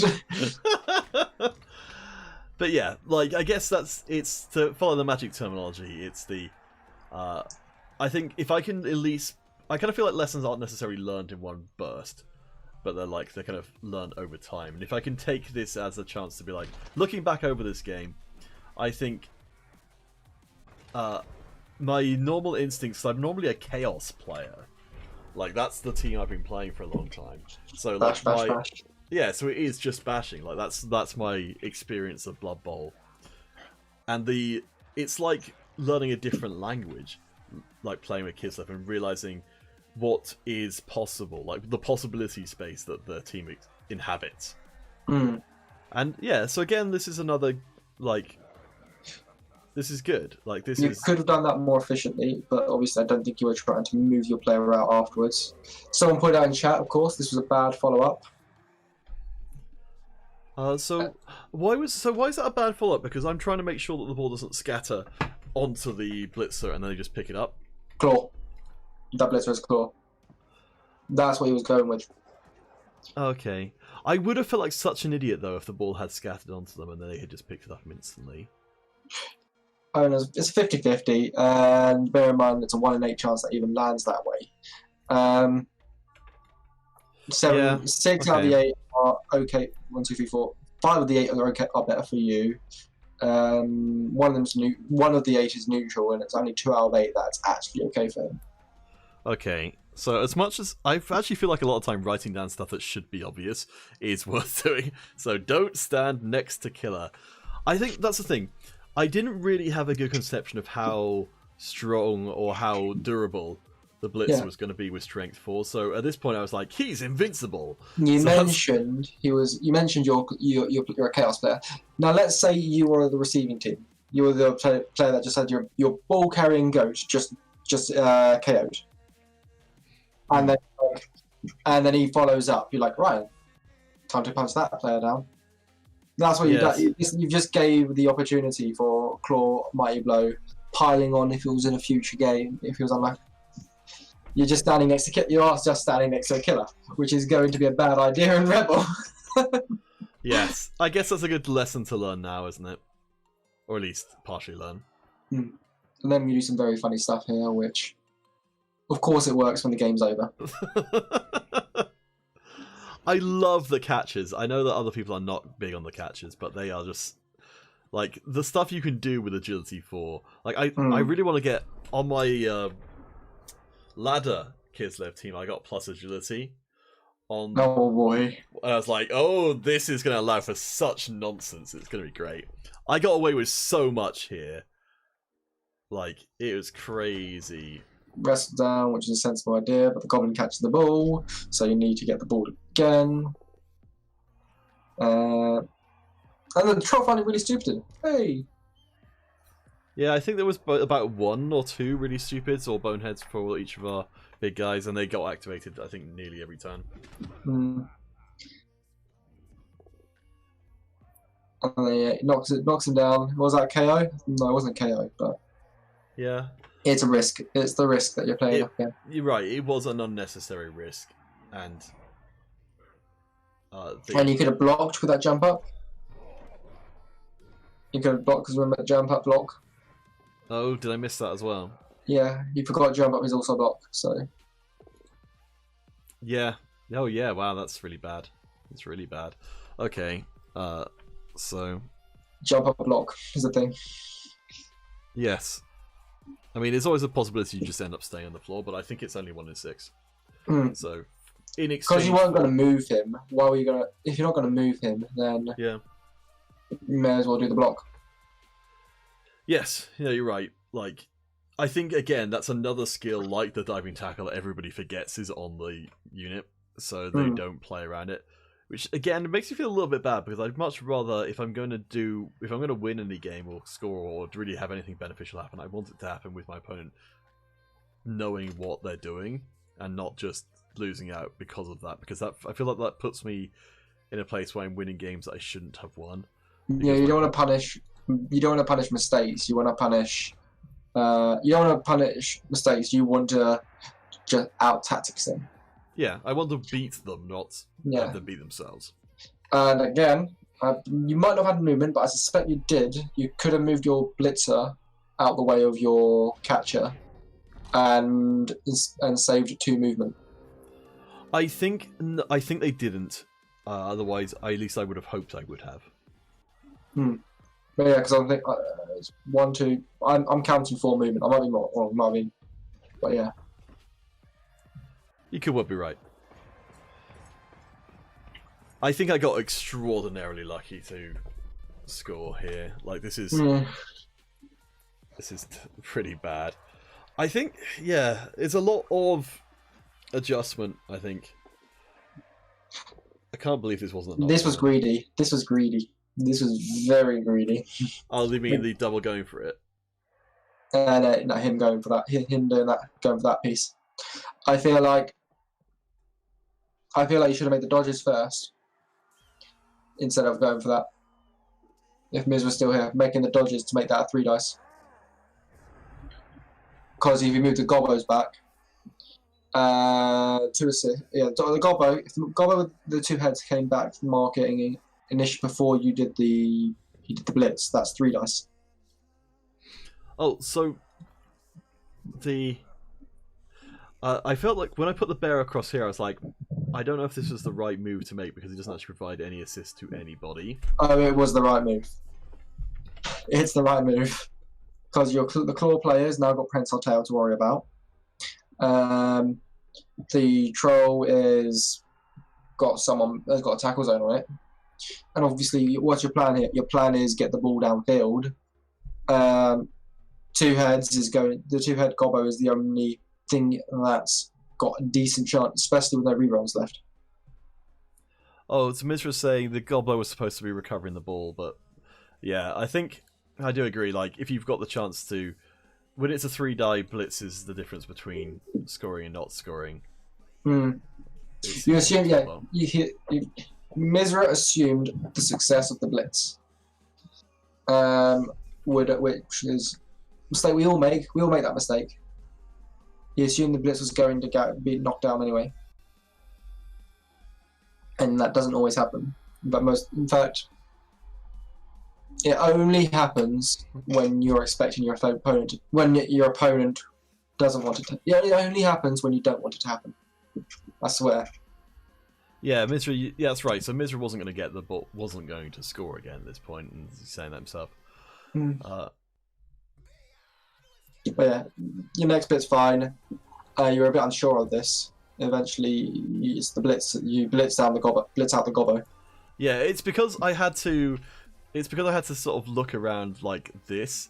I was like, my brain wasn't really set up to see that for quite a while, and so I'm glad I just sort of sat there and thought about it. Otherwise, I wouldn't have even really considered it. I mean, I know that the block ultimately didn't turn out to be ideal, but I think that was still the right move. Yeah. Now, if you had knocked down the gobbo, I'd make the dodge now. But because you hadn't, I would have blocked the blitzer.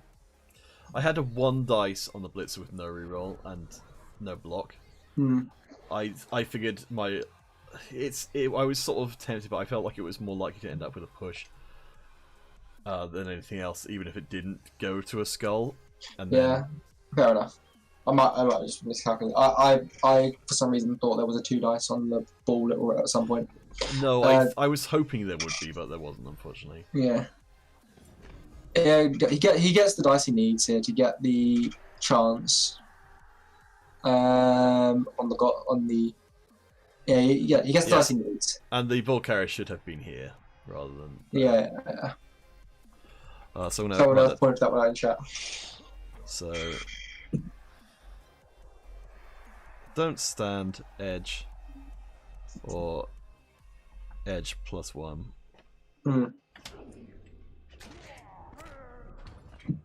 Yeah, scoring myself is hard. My goal here is to stop you. That's just fair enough. Yeah, it was. Everything was done right here. Miz wasn't anything wrong. It was just get the 1 chance. And then, no nonsense, 3+2+. Yeah, and then we're going to see this animation again. Oh, yeah. Okay. Yeah, alright, yep.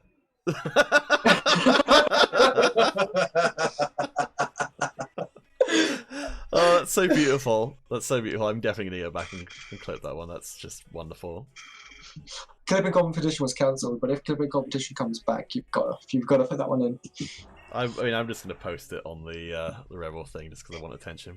That's all it is. I need it in my life. Hey, Hero Gaming Simon. Oh, Mister, you didn't see that before. Yeah, it was pretty amazing.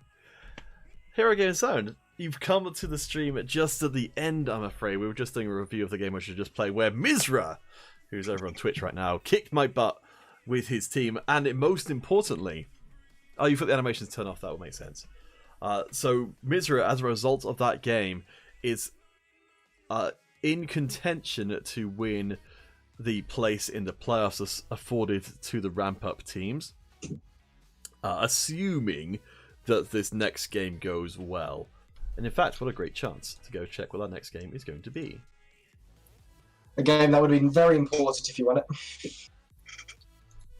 Yes, it would have had a lot more effect on this division. So, Mizra is going to...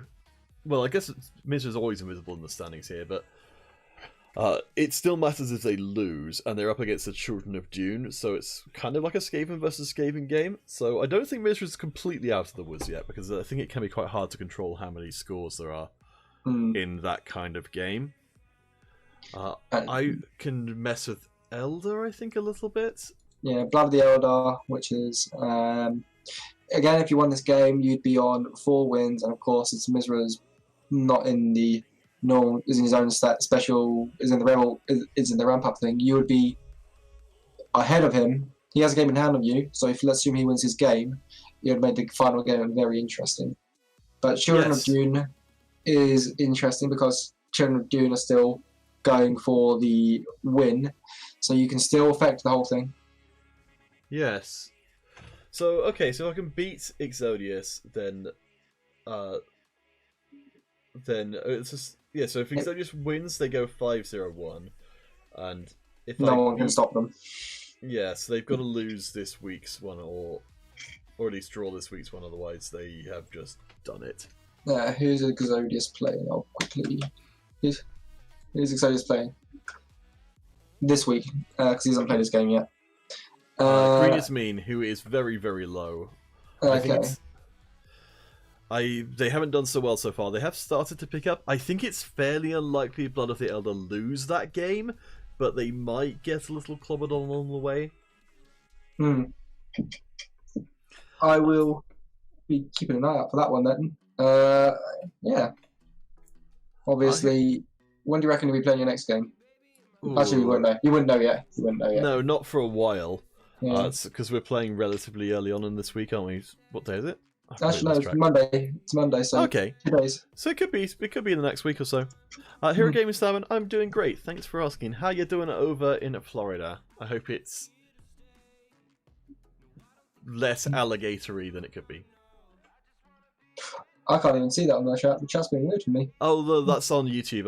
I'm restreaming to YouTube and to Twitch at the same time because I am the master of technology. Yeah, let's see. So Blood of the Elder, if there's an upset there, then that maybe throws things a bit. Has the Westeros and Lord Croaks, I don't think have too much to say about the overall standings. Nah, that's a mid tip. That's a Arsenal versus Newcastle United. Oh boy, talking about real sports. What are those? It's a nothing game this late in the season. Alright. Yeah. But yeah. So there we go. So, played a game, reviewed a game, I've learnt... Let me just review all the things. So, first thing was, protect the ball. Didn't do that. Therefore, I lost the ball. Use your plus strength blitzer to make blitzes because they're good at blitzing. Did learn that by the end. The buddy system for the plus strength blitzer to make sure they don't get locked down, which I think is a very good idea. Generally, the positioning of the blitzers and their diving tackle to make sure they're up against players who would actually want to get away from them rather than just punch them in the face, because that's the problem I've been having.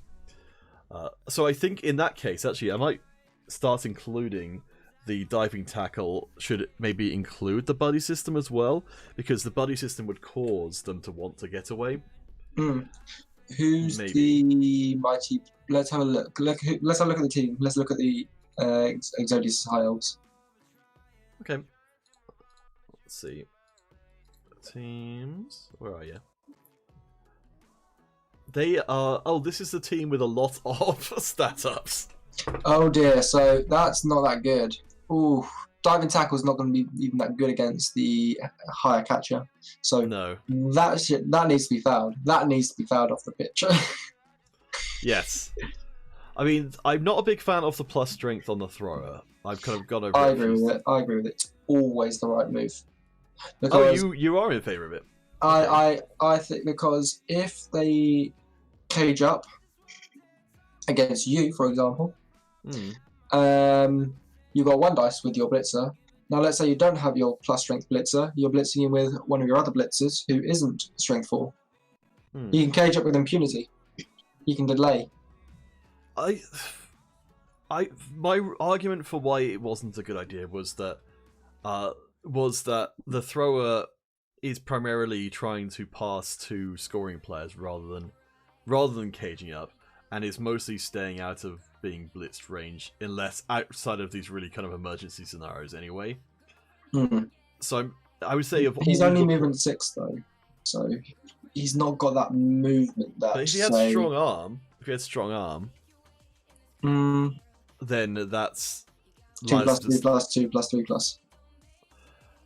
It's hard to give up plus strength regardless of player position. Yeah, Mizra, I think this is one of the rare occasions where I personally am against it, just because, while you're right that it does have some utility, like it does make for a very good ball carrier and a team that doesn't otherwise have. Well, I mean, to be fair, actually, no, you've got some pretty good ball carriers with the blitzers. There's certainly the Blodge blitzer. Yeah, there's 3 players. Yeah, there's 3 pieces he's going to want to score with. Actually, 4 at the moment as well, considering his blitzer, his 2 catchers, and the edged up lineman. They are all probably going to be players he wants to score with. And obviously, he's got a game in hand, so obviously he's still got a chance to get those level ups on them. It's the Witcher themed team. I just realised.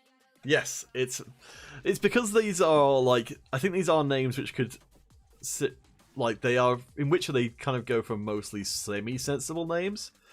based on like historical stuff. Yeah. So I didn't notice early to start with either. Especially, it's kind of weird considering that Geralt is like the first one on there.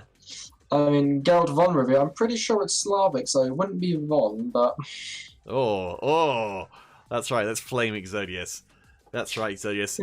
Fire Geralt because you spelled them wrong. Spelled them wrong? Grammared them wrong? I don't know. Yeah, I don't know. Mizra would prefer block before accurate on the passing player. Movement 6, probably. When you've got a player with safe throw and throw though, like, and if you're not using them to throw, like, I mean, I can see like it does. It's never going to not be a good skill to have block, but it's not like you've actually got sure hands on that player anyway to make. So block is good on offense and defense because it's protective on defense and it's aggressive on offense. While having it on accurate, it's good when you have the ball on that player specifically, which obviously you are trying to do when you're on offense. But when you're on defense, you're going to have to consider, okay, I need to position this player specifically. So when if I get the ball free, I can pick up with the correct player to make that pass. So I can see where Miz is coming from. I personally think accurate is the first choice. So I'd go accurate, then block. But obviously, strength has came in the way of that. Yeah, Mizra, like, yeah, I think that's what it is it's perhaps it's the giving into temptation, is that you've got safe throw, you've got some really good receivers on the elf team, and trying to double down on the specific play of passing the ball across half the pitch to a catcher and then scoring instantly.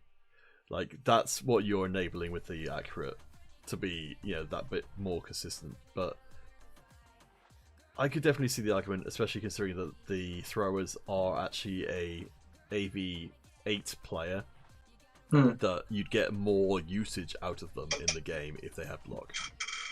Yeah, because he's only got one. He's only going to be used in. He's only going to be useful in offense, though, as opposed to defense if he does have the block. I do know it's pretty common for high elves to sit the throw right at the back of the pitch, and then run them forward to like the quarter the quarter line, and then chuck it across the entire freaking pitch. Yeah. Again, we were talking earlier about pass block would be useful, but we'll see. I wish there was a way which I could get pass block onto my team and not feel like I was wasting time. Because they used to do that. They used to bump up like subpar skills like pass block or very long legs with some sort of stat increase, which I think was way too much. Like very long legs giving you plus movement, which is just ridiculous. Yeah, that seems very silly. But I think you could easily give you very long legs gives you +1 to intercept, and +1 to leap. Like, you could give them a +1 to another kind of niche activity and have that make it just a little bit more appealing without making it really broken. So like pass block, maybe. But back to what I was. But let's try to keep on top of now. We've now divulged. What I was trying to say was the players you want to be ideally the 4 players I mentioned are the players you're probably going to want to be putting your blitzes and marking. Less so Emil Regulus because of the extra edge, he's going to be able to get away. It's only a 3+ dodge, but the others, they're the players you kind of want to be marking because they've got that diving tackle. The diving tackle is going to do something. It turns 2+ into 4+, and it turns those the edge 5s into 3+, which it's not ideal, but it's a thing. It makes it harder. This is a team in which, to be fair, Exodius does play the team pretty aggressively, but I'd imagine if the Kislev team started winning, then you kind of get into elf territory where they're going to be wanting to dodge away from you with some consistency because they can't stay in contact, and that's, I think, if I can maneuver to that kind of situation, then I'm really good because I'm going to be using diving tackle like every turn. Yeah, and of course, foul those elves. Yes, Let's look at little elf sections. Elves and foul. Yeah, I don't have a dirty player yet, but I probably would get one at some point. But yeah, that's all my notes on that one. Oh, thank you. I do appreciate it. Like that's good to have thought that through ahead of time, because I feel like any amount of thinking I can do ahead of time is going to be, like, you know, is going to help a lot. Ugh. Well, so thank you very much for. I know that was long as all hell, and I didn't necessarily indicate that was the case. You didn't tell me about the game review. It's like, hey, would anyone like to do commentary? And I was like, yeah, I'll help out with commentary. And then it's like, oh gosh, it's now been 3.5 hours. Oh dear. I'll give you half of my wages. You cheeky sod, that's still nothing. I hope she wouldn't notice. I hope you'd be like, oh, I guess so. It has been a treat. It has been a treat. I hope to do this more often. Yeah, I hope so as well. If I've been okay. No, you've been great. Like, I didn't know what to expect. Yeah, when it's kind of like you're going to be commentating with a completely random person, then it's like, I guess at least you know that they want to commentate. Oh no, I realised that. Wait, no, it's okay. I thought to pain had ended up with a double apostrophe, but it's just the T. Yeah, it's fine.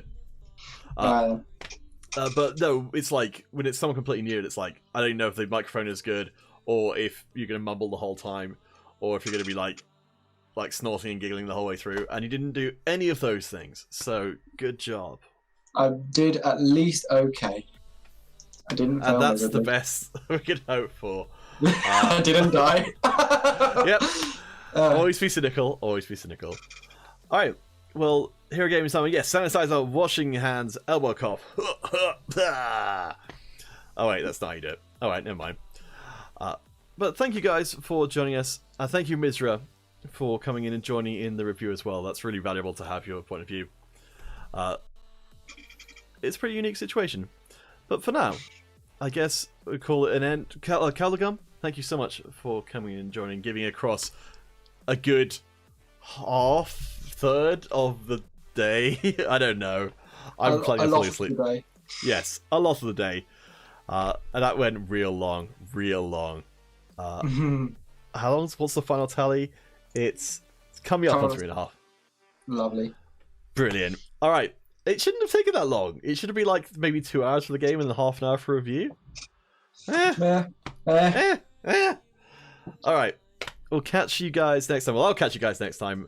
Hopefully Gum will be around for another one at some point. Once I guess you've kind of like rationed out your life to be, this is how much time I can spend talking about a single Blood Bowl game. Give me a message. I might be about.